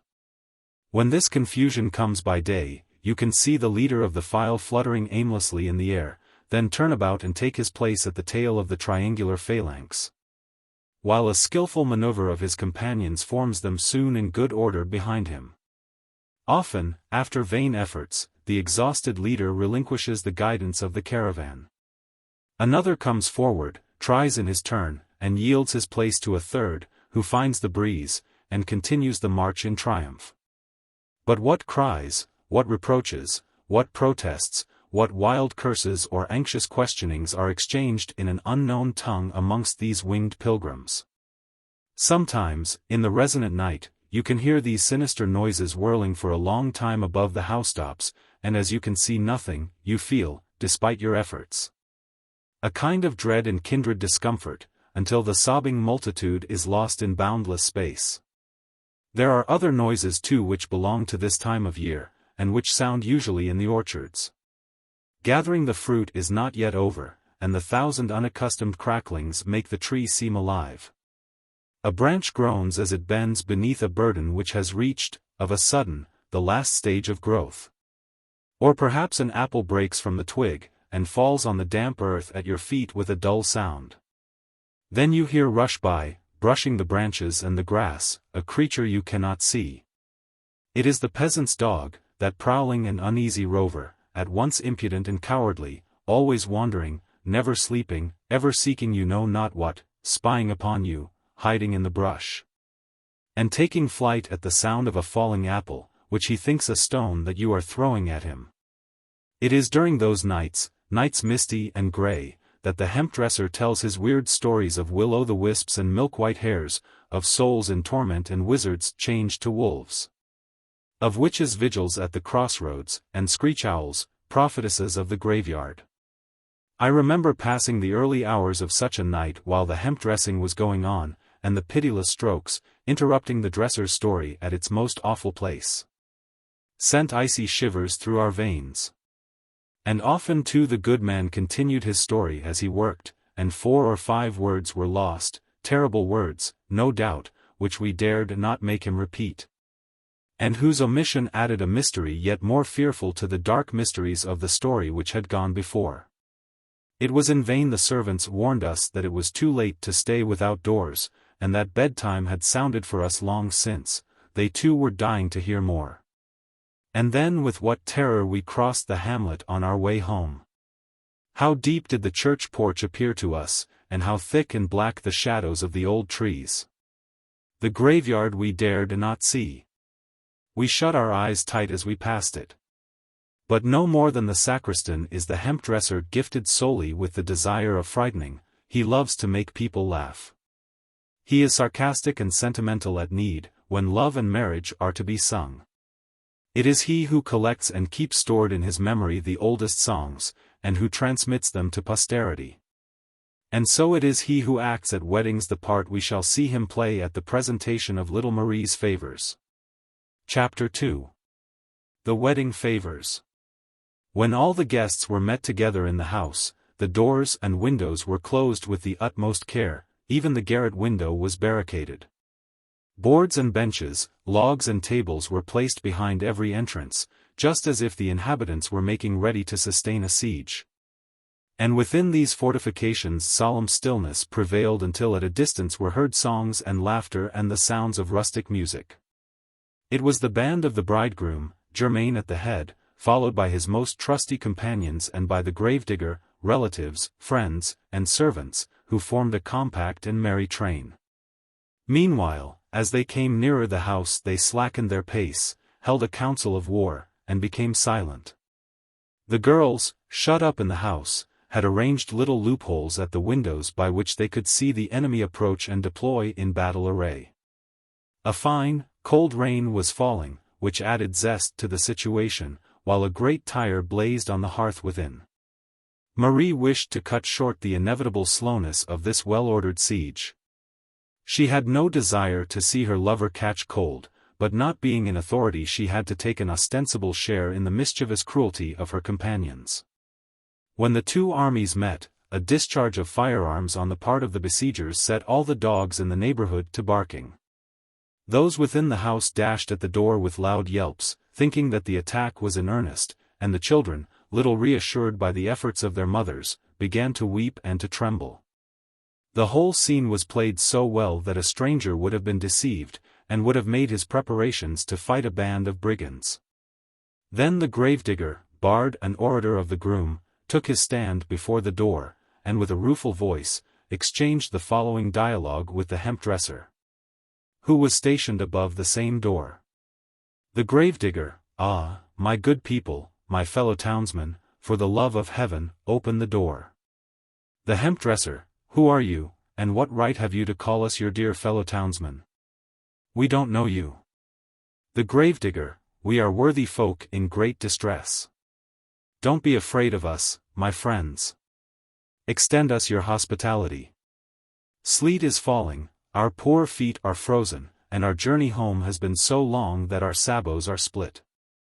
The hemp-dresser: "If your sabots are split, you can look on the ground. You will find very soon a sprig of willow to make some arcelets, small curved blades of iron which are fastened on split sabots to hold them together." The gravedigger: "Willow arcelets are scarcely strong enough.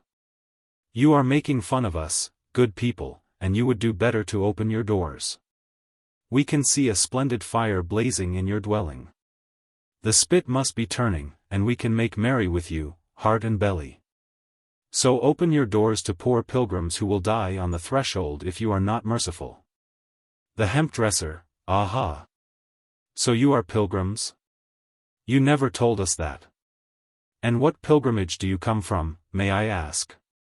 The gravedigger: "We shall tell you that when you open the door, for we come from so far that you would never believe it." The hemp-dresser: "Open the door to you? I rather think not. We can't trust you. Tell us, is it from Saint Sylvain of Pouligny that you come?" The gravedigger: "We have been at Saint Sylvain of Pouligny, but we have been farther still." The hemp-dresser: "Then you have been as far as Saint Solange?" The gravedigger: "At Saint Solange we have been, sure enough, but we have been farther yet." The hemp-dresser: "You are lying. You have never been as far as Saint Solange. The gravedigger, we have been farther, for now we are come from Saint Jacques of Compostelle. The hemp-dresser, what absurdity are you telling us? We don't know that parish. We can easily see that you are bad people, brigands, nobodies, and liars. Go away with your nonsense. We are on our guard. You can't come in. The gravedigger, ah, my poor fellow, take pity on us. We are not pilgrims, as you have guessed, but we are unlucky poachers pursued by the keepers. Even the police are after us, and if you don't hide us in your hayloft, we shall be taken and led off to prison. The hemp-dresser, and who will prove you are what you say you are, this time? For you have told us one lie already that you can't maintain. The gravedigger, if you will let us in, we shall show you a pretty piece of game we have killed. The hemp-dresser, show it right away, for we have our suspicions. The gravedigger, all right, open the door or a window to let us pass the creature in. The hemp-dresser, oh, no, not quite so foolish. I am looking at you through a little chink, and I can see neither hunters nor game amongst you. Here an ox-driver, a thick-set fellow of Herculean strength, detached himself from a group where he had stood unperceived, and raised toward the window a plucked goose. Spitted on a strong iron bar decorated with tufts of straw and ribbons. Ho, ho, cried the hemp-dresser, after cautiously extending an arm to feel the roast. That isn't a quail nor a partridge, it isn't a hare nor a rabbit, it's something like a goose or a turkey.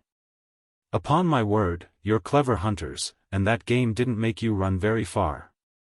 Move on, you rogues, we know all your lies, and you had best go home and cook your supper. You are not going to eat ours. The gravedigger, oh heavens, where can we go to cook our game?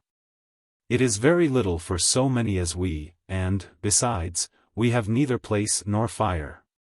At this time every door is closed, and every soul asleep. You are the only people who are celebrating a wedding at home, and you must be hard-hearted indeed to let us freeze outside. Once again, good people, open the door, we shall not cost you anything. You can see that we bring our own meat. Only a little room at your hearth, a little blaze to cook with, and we shall go on our way rejoicing. The hemp-dresser, do you suppose that we have too much room here, and that wood is bought for nothing? The gravedigger, we have here a small bundle of hay to make the fire. We shall be satisfied with that, only grant us leave to place the spit across your fireplace. The hemp-dresser, that will never do. We are disgusted, and don't pity you at all. It is my opinion that you are drunk, that you need nothing, and that you only wish to come in and steal away our fire and our daughters. The gravedigger, since you won't listen to reason, we shall make our way in by force. The hemp-dresser, try, if you want. We are shut in well enough to have no fear of you, and since you are impudent fellows, we shall not answer you again. Thereupon the hemp-dresser shut the garret window with a bang, and came down into the room below by a step-ladder.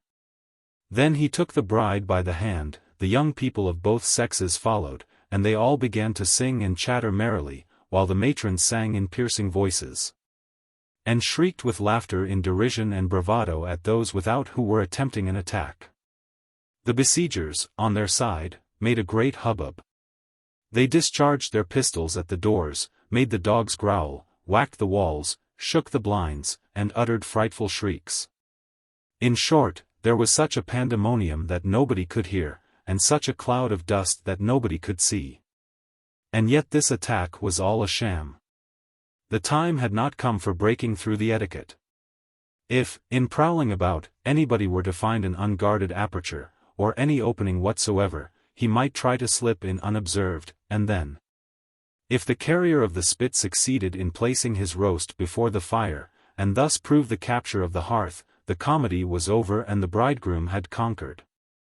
The entrances of the house, however, were not numerous enough for any to be neglected in the customary precautions, and nobody might use violence before the moment fixed for the struggle. When they were weary of dancing and screams, the hemp-dresser began to think of capitulation. He went up to his window, opened it with precaution, and greeted the baffled assailants with a burst of laughter. "Well, my boys," said he, "you look very sheep-faced. You thought there was nothing easier than to come in, and you see that our defense is good. But we are beginning to have pity on you, if you will submit and accept our conditions."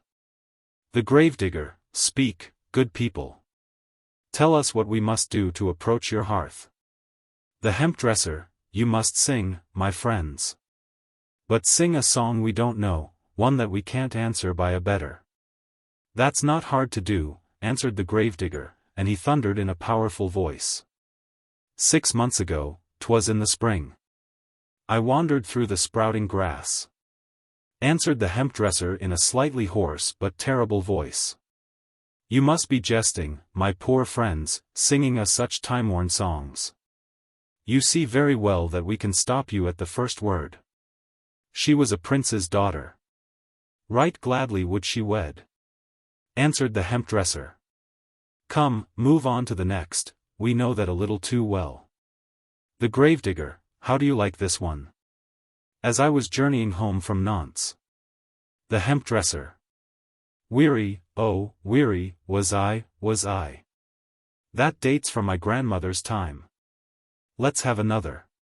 The gravedigger: "One day I went a-walking." The hemp-dresser: "Along a lovely wood. That one is too stupid. Our little children wouldn't take the trouble to answer you." "What? Are these all you know?" The gravedigger: "Oh, we shall sing you so many that you will never be able to hear them all." In this way a full hour passed. As the two antagonists were champions of the country round in the matter of songs, and as their store seemed inexhaustible, the contest might last all night with ease. All the more because the hemp-dresser, with a touch of malice, allowed several ballads of 10, 20, or 30 couplets to be sung through, feigning by his silence to admit his defeat. Then the bridegroom's camp rejoiced and sang aloud in chorus, and thought that this time the foe was worsted. But at the first line of the last couplet, they heard the hoarse croaking of the old hemp-dresser bellow forth the second rhyme. Then he cried, "You need not tire yourselves by singing such a long one, my children, we know that one to our fingertips." Once or twice, however, the hemp-dresser made a wry face, contracted his brow, and turned toward the expectant housewives with a baffled air. The gravedigger was singing something so old that his adversary had forgotten it, or perhaps had never even heard it. But instantly the good gossips chanted the victorious refrain through their noses with voices shrill as a sea-mew's, and the gravedigger, forced to surrender, went on to fresh attempts. It would have taken too long to wait for a decision of the victory. The bride's party declared itself disposed to be merciful, provided that the bride were given a present worthy of her. Then began the song of the favors to a tune solemn as a church chant. The men without sang together in bass voices. "Open the door, true love. Open the door. I have presents for you, love. Oh, say not adieu, love." To this the women answered from within in falsetto, with mournful voices. "My father is sorry, my mother is sad. And I am a maiden too kind by far.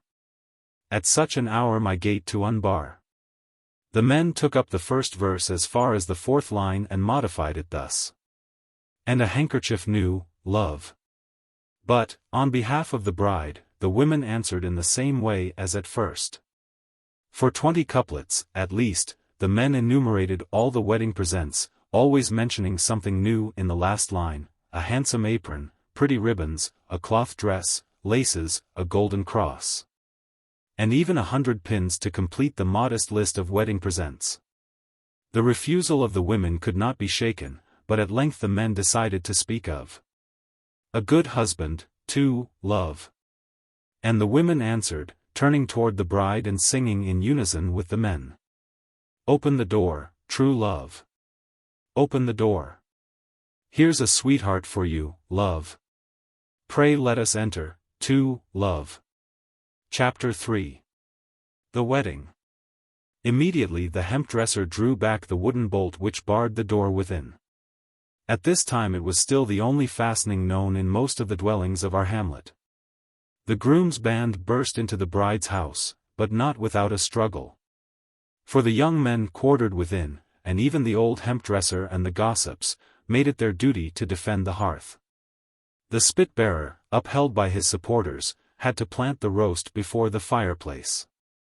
It was a regular battle, although people abstained from striking, and there was no anger shown in this struggle. But everybody was pushing and shoving so hard, and there was so much playful pride in this display of muscular strength, that the results might well have been serious. Although they did not appear so across the laughs and songs. The poor old hemp-dresser, fighting like a lion, was pinned to the wall and squeezed by the crowd until his breath almost left him. More than one champion was upset and trodden underfoot involuntarily, more than one hand, jammed against the spit, was covered with blood. These games are dangerous, and latterly the accidents have been so severe that our peasants have determined to allow the ceremony of the favors to fall into disuse. I believe we saw the last at the marriage of François Millant, although there was no real struggle on that occasion. The battle was earnest enough, however, at Germain's wedding. It was a point of honor on one side to invade, on the other to defend, Mother Guillette's hearth. The great spit was twisted like a screw beneath the strong fists which fought for it. A pistol shot set fire to a small quantity of hemp arranged in sheaves and laid on a wicker shelf near the ceiling. This incident created a diversion, and while some of the company crowded about to extinguish the sparks, the gravedigger, who had climbed unbeknown into the garret, came down the chimney and seized the spit, at the very moment when the ox-driver, who was defending it near the hearth, raised it above his head to prevent it from being torn away. Some time before the attack, the women had taken the precaution to put out the fire lest in the struggle somebody should fall in and get burned. The jocular gravedigger, in league with the ox-driver, grasped the trophy and tossed it easily across the andirons. It was done. Nobody might interfere. The gravedigger sprang to the middle of the room and lighted a few wisps of straw, which he placed about the spit under pretense of cooking the roast. For the goose was in pieces and the floor was strewn with its scattered fragments. Then there was a great deal of laughter and much boastful dispute. Everybody showed the marks of the blows he had received, and as it was often a friend's hand that had struck them, there was no word of complaint nor of quarreling. The hemp-dresser, half flattened out, kept rubbing the small of his back and saying that, although it made small difference to him, he protested against the ruse of his friend, the gravedigger. And that if he had not been half dead, the hearth had never been captured so easily. The women swept the floor and order was restored. The table was covered with jugs of new wine. When the contestants had drunk together and taken breath, the bridegroom was led to the middle of the chamber, and, armed with a wand, he was obliged to submit to a fresh trial.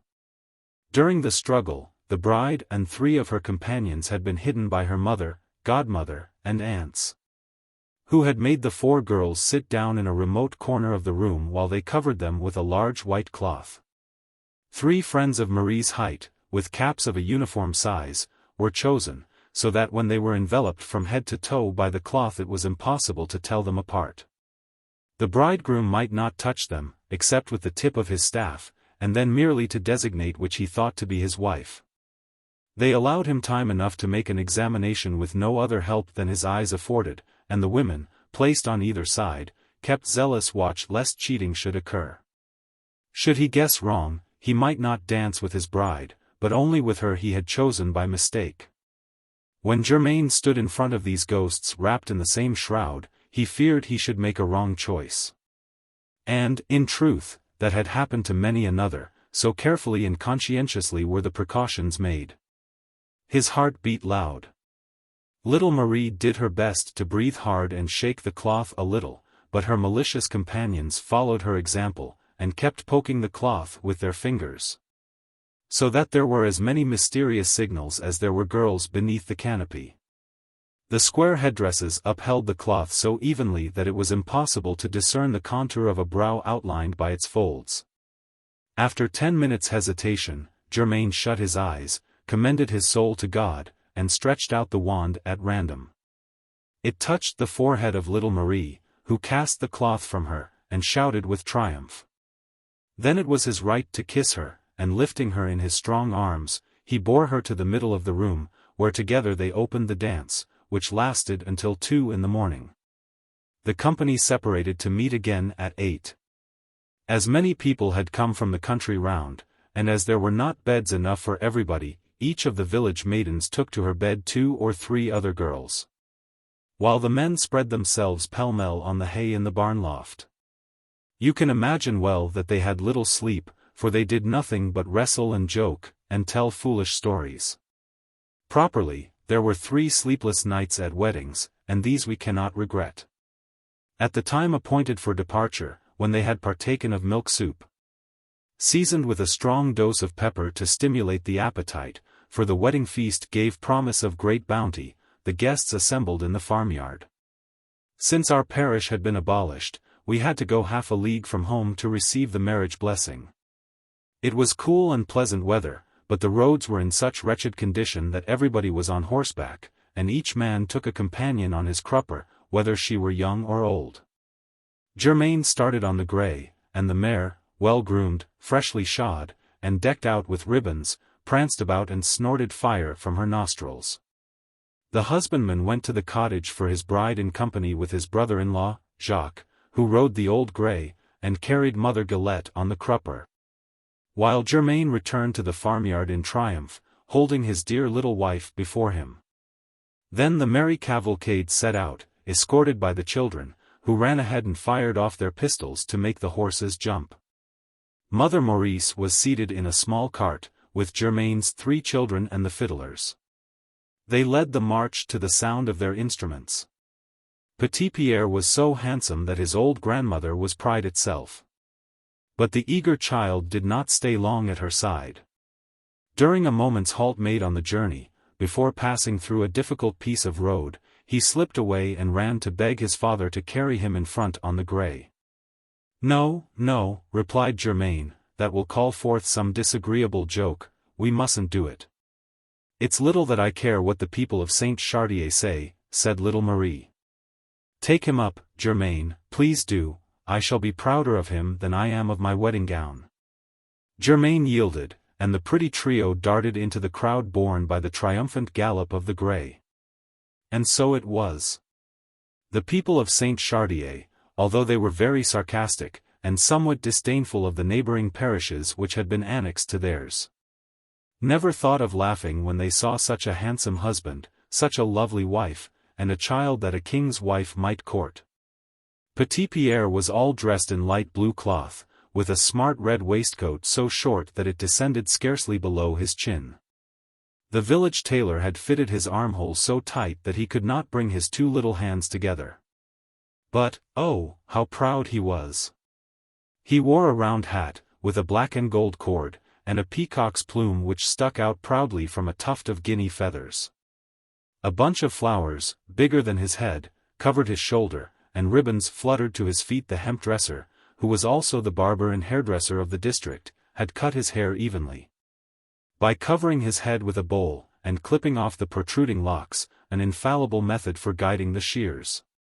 Thus arrayed, the poor child was less poetic, certainly, than with his curls streaming in the wind, and his St. John Baptist's sheepskin about him. But he knew nothing of this, and everybody admired him and said that he had quite the air of a little man.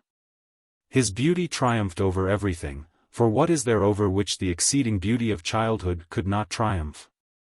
His little sister, Solange, had, for the first time in her life, a peasant's cap in place of the calico hood which little girls wear until they are 2 or 3 years old. And what a cap it was! Longer and larger than the poor little thing's whole body. How beautiful she thought it! She dared not even turn her head, so she kept quite still and thought the people would take her for the bride. As for little Sylvain, he was still in long clothes, and, fast asleep on his grandmother's knees, he did not even know what a wedding was. Germain looked at his children tenderly, and when they reached the town hall, he said to his bride, "Marie, I have come here with a happier heart than I had the day when I brought you home from the forest of Chanteloube, thinking that you could never love me. I took you in my arms to put you on the ground as I do here, but I thought that never again should we be mounted on the good grey with the child on our knees. I love you so dearly, I love these little creatures so dearly, I am so happy that you love me and that you love them, and that my family love you. And I love your mother so well and all my friends so well, and everybody else so well today, that I wish I had 3 or 4 hearts to fill all of them. For surely one is too small to hold so much love and so much happiness. It almost makes my stomach ache. There was a crowd at the door of the town hall and another at the church to see the pretty bride. Why should we not tell about her dress? It became her so well. Her muslin cap, without spot and covered with embroidery, had lappets trimmed with lace. At that time peasant women never allowed a single lock to be seen, and, although they conceal beneath their caps splendid coils of hair tied up with tape to hold the coif in place. Even today it would be thought a scandal and a shame for them to show themselves bareheaded to men. Nowadays, however, they allow a slender braid to appear over their foreheads, and this improves their appearance very much. Yet I regret the classic headdress of my time. Its spotless laces next the bare skin gave an effect of pristine purity which seemed to me very solemn. And when a face looked beautiful thus it was with a beauty of which nothing can express the charm and unaffected majesty. Little Marie wore her cap thus, and her forehead was so white and so pure that it defied the whiteness of linen to cast it in the shade. Although she had not closed an eye the night before, the morning air and, yet more, the joy within of a soul pure as the heaven, and, more than all, a small secret flame guarded with the modesty of girlhood, caused a bloom to mount to her cheeks delicate as the peach blossom in the first beams of an April sun. Her white scarf, modestly crossed over her breast, left visible only the soft curves of a neck rounded like a turtle-dove's. Her homemade cloth gown of myrtle green outlined her pretty figure, which looked already perfect, yet which must still grow and develop, for she was but 17. She wore an apron of violet silk with the bib our peasant women were so foolish as to suppress, which added so much elegance and decency to the breast. Nowadays they display their scarfs more proudly, but there is no longer in their dress that delicate flower of the purity of long ago, which made them look like Holbein's virgins. They are more forward and more profuse in their courtesies. The good old custom used to be a kind of staid reserve which made their rare smile deeper and more ideal. During the offertory, after the fashion of the day, Germain placed the 13, that is to say, 13 pieces of silver, in his bride's hand.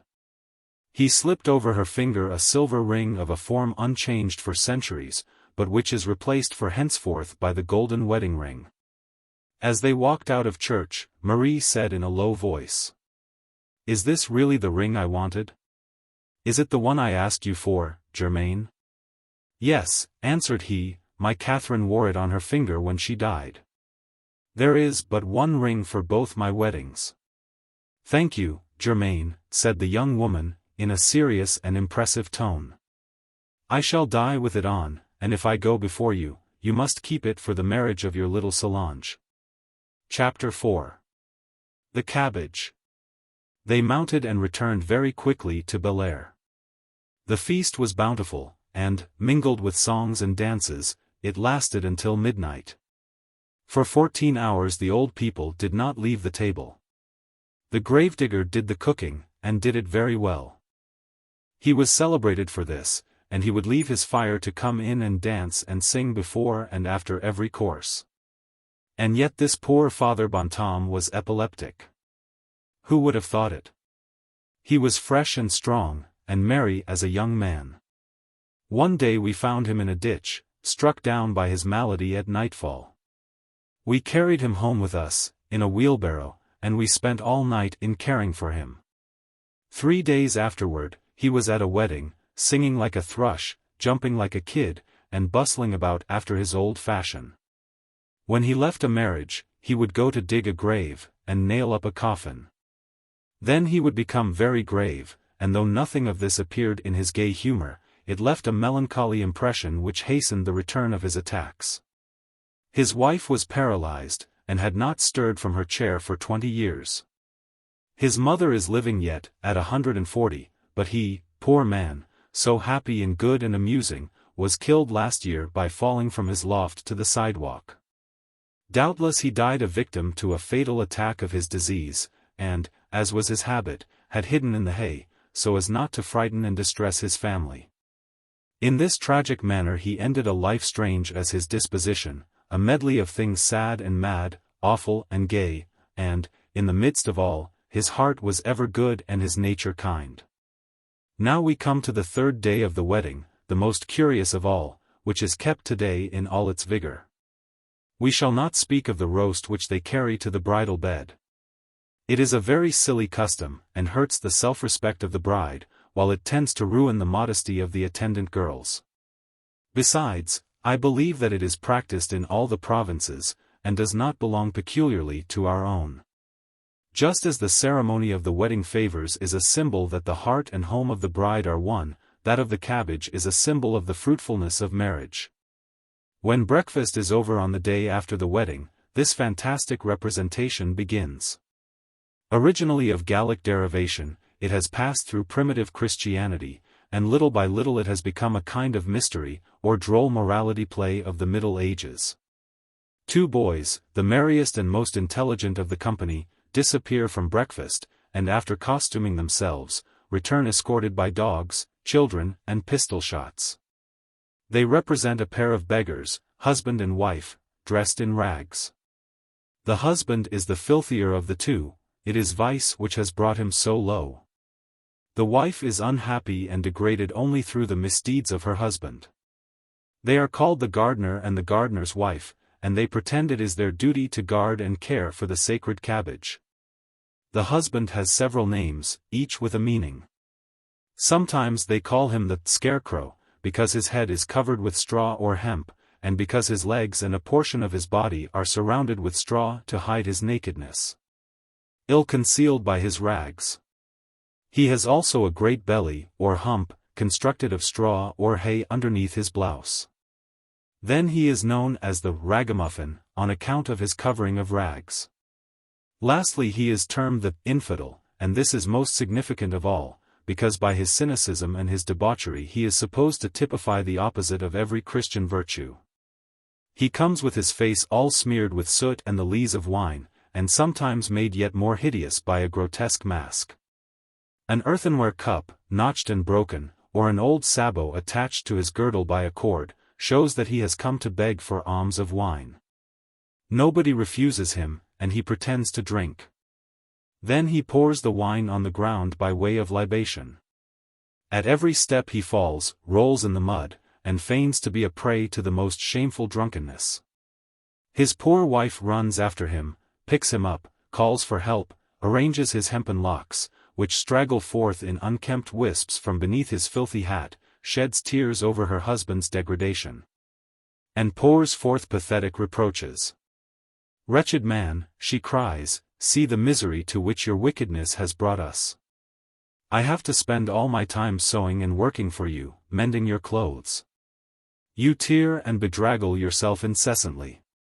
You have eaten up all my little property, our 6 children lie on straw, and we are living in a stable with the beasts.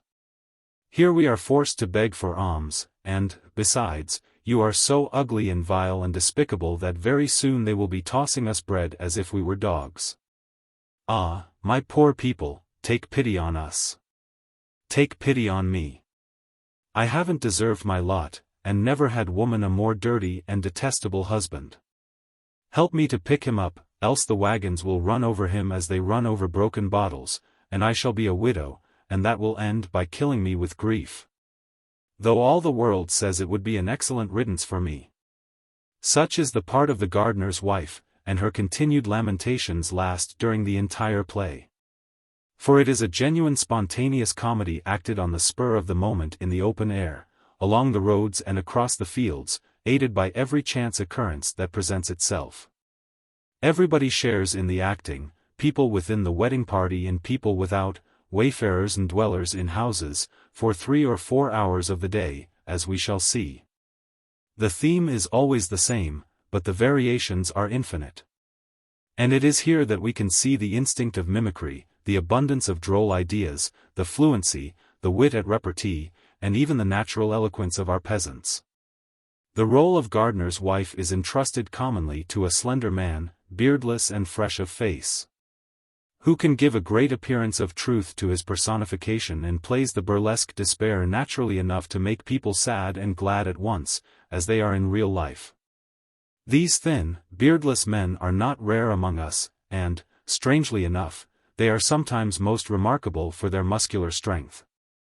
When the wife's misfortunes have been explained, the young men of the company try to persuade her to leave her drunken husband and to amuse herself with them. They offer her their arms and drag her away. Little by little she gives way. Her spirits rise, and she begins to run about, first with one and then with another, and grows more scandalous in her behavior, a fresh morality.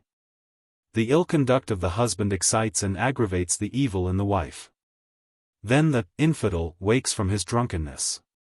He looks about for his companion, arms himself with a rope and a stick and rushes after her. They make him run, they hide, they pass the wife from one to another, they try to divert her attention and to deceive her jealous spouse. His friends try to get him drunk. At length he catches his unfaithful wife, and wishes to beat her. What is truest and most carefully portrayed in this play is that the jealous husband never attacks the men who carry off his wife. He is very polite and prudent with them, and wishes only to take vengeance on the sinning woman, because she is supposed to be too feeble to offer resistance. At the moment, however, when he raises his stick and prepares his cord to strike the delinquent, all the men in the party interpose and throw themselves between husband and wife. "Don't strike her. Never strike your wife," is the formula repeated to satiety during these scenes. They disarm the husband, and force him to pardon and to kiss his wife, and soon he pretends to love her better than ever.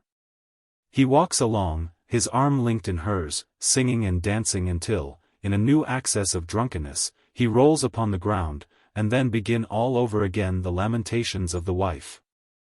Her discouragements, her pretended unfaithfulness, her husband's jealousy, the interference of the neighbors, and the reconciliation.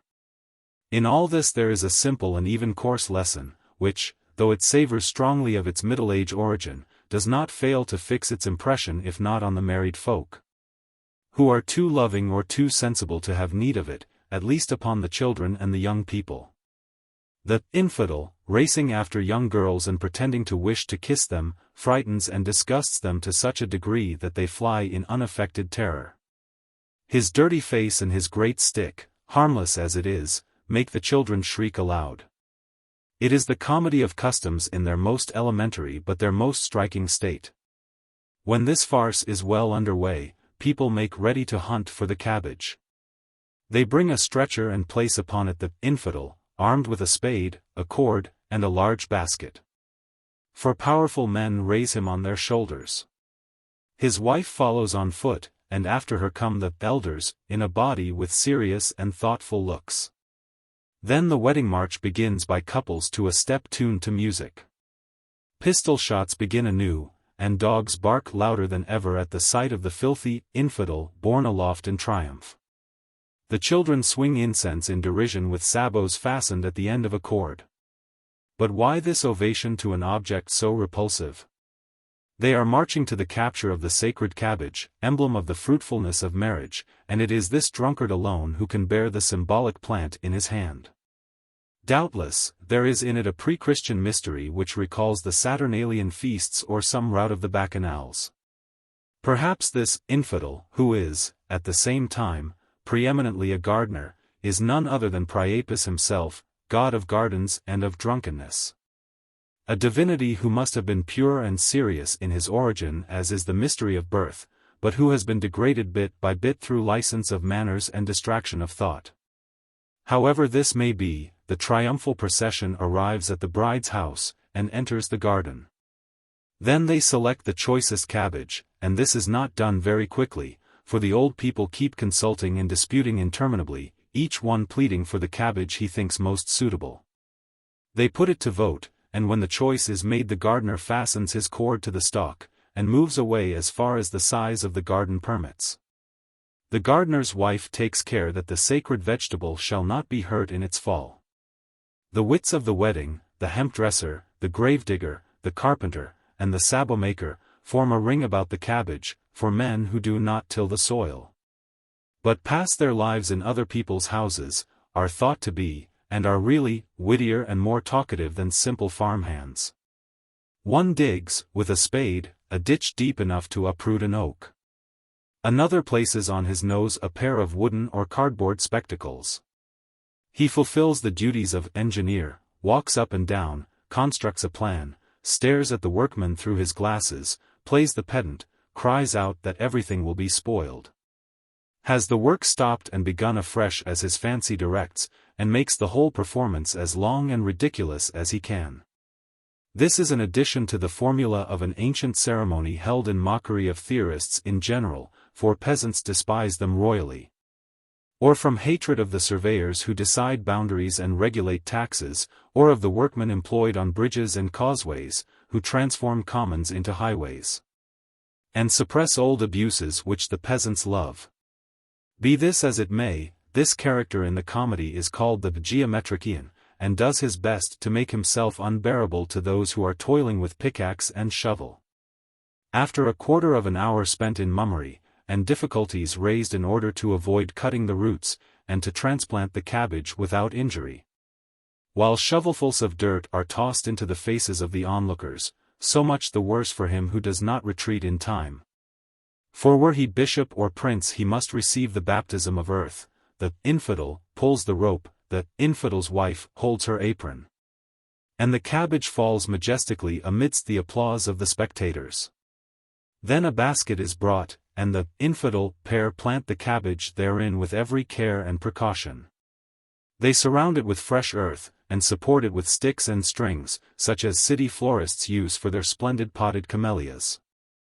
They fix red apples to the points of the sticks, and twist sprigs of thyme, sage, and laurel all about them. They bedeck the whole with ribbons and streamers. They place the trophy upon the stretcher with the infidel, whose duty it is to maintain its equilibrium and preserve it from harm. And, at length, they move away from the garden in good order and in marching step. But when they are about to pass the gate, and again when they enter the yard of the bridegroom's house, an imaginary obstacle blocks the way. The bearers of the burden stagger, utter loud cries, retreat, advance once more, and, as though crushed by a resistless force, they pretend to sink beneath its weight.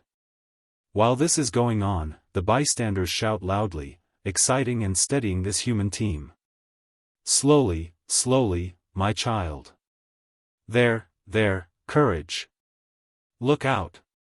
Be patient. Lower your head. The door is too low. Close up, it's too narrow. A little more to the left, now to the right, on with you, don't be afraid, you're almost there. Thus it is that in years of plentiful harvest, the ox-cart, loaded to overflowing with hay or corn, is too broad or too high to enter the barn door. Thus it is that the driver shouts at the strong beasts, to restrain them or to urge them on. Thus it is that with skill and mighty efforts they force this mountain of riches beneath the rustic arch of triumph. It is, above all, the last load, called the cart of sheaves, which requires these precautions, for this is a rural festival. And the last sheaf lifted from the last furrow is placed on the top of the cartload ornamented with ribbons and flowers, while the foreheads of the oxen and the whip of the driver are decorated also. The triumphant and toilsome entry of the cabbage into the house is a symbol of the prosperity and fruitfulness it represents. Safe within the bridegroom's yard, the cabbage is taken from its stretcher and borne to the topmost peak of the house or barn. Whether it be a chimney, a gable, or a dovecot that crowns the roof, the burden must, at any risk, be carried to the very highest point of the building. The infidel accompanies it as far as this, sets it down securely, and waters it with a great pitcher of wine, while a salvo of pistol shots and demonstrations of joy from the infidel's wife proclaim its inauguration. Without delay, the same ceremony is repeated all over again. Another cabbage is dug from the garden of the husband and is carried with the same formalities and laid upon the roof which his wife has deserted to follow him.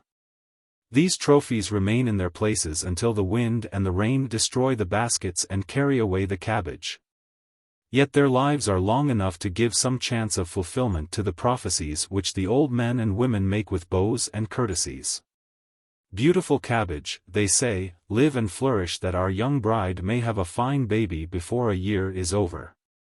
For if you die too quickly it is a sign of barrenness, and you will stick up there like an ill omen. The day is already far gone when all these things are accomplished. All that remains undone is to take home the godfathers and godmothers of the newly married couple. When the so-called parents dwell at a distance, they are accompanied by the music and the whole wedding procession as far as the limits of the parish. There they dance anew on the high road, and everybody kisses them goodbye. The infidel and his wife are then washed and dressed decently, if the fatigue of their parts has not already driven them away to take a nap. Everybody was still dancing and singing and eating in the town hall of Belle at midnight on this third day of the wedding when Germain was married. The old men at table could not stir, and for good reason. They recovered neither their legs nor their wits until dawn on the morrow. While they were regaining their dwellings, silently and with uncertain steps, Germain, proud and active, went out to hitch his oxen, leaving his young wife to slumber until daylight. The lark, caroling as it mounted to the skies, seemed to him the voice of his heart returning thanks to Providence. The hoarfrost, sparkling on the leafless bushes, seemed to him the whiteness of April flowers that comes before the budding leaves. Everything in nature was laughing and happy for him. Little Pierre had laughed and jumped so much the evening before that he did not come to help lead his oxen, but Germain was glad to be alone. He fell on his knees in the furrow he was about to plough afresh, and said his morning prayer with such a burst of feeling that 2 tears rolled down his cheeks, still moist with sweat. Afar off he heard the songs of the boys from neighboring villages, who were starting on their return home, singing again in their hoarse voices the happy tunes of the night before.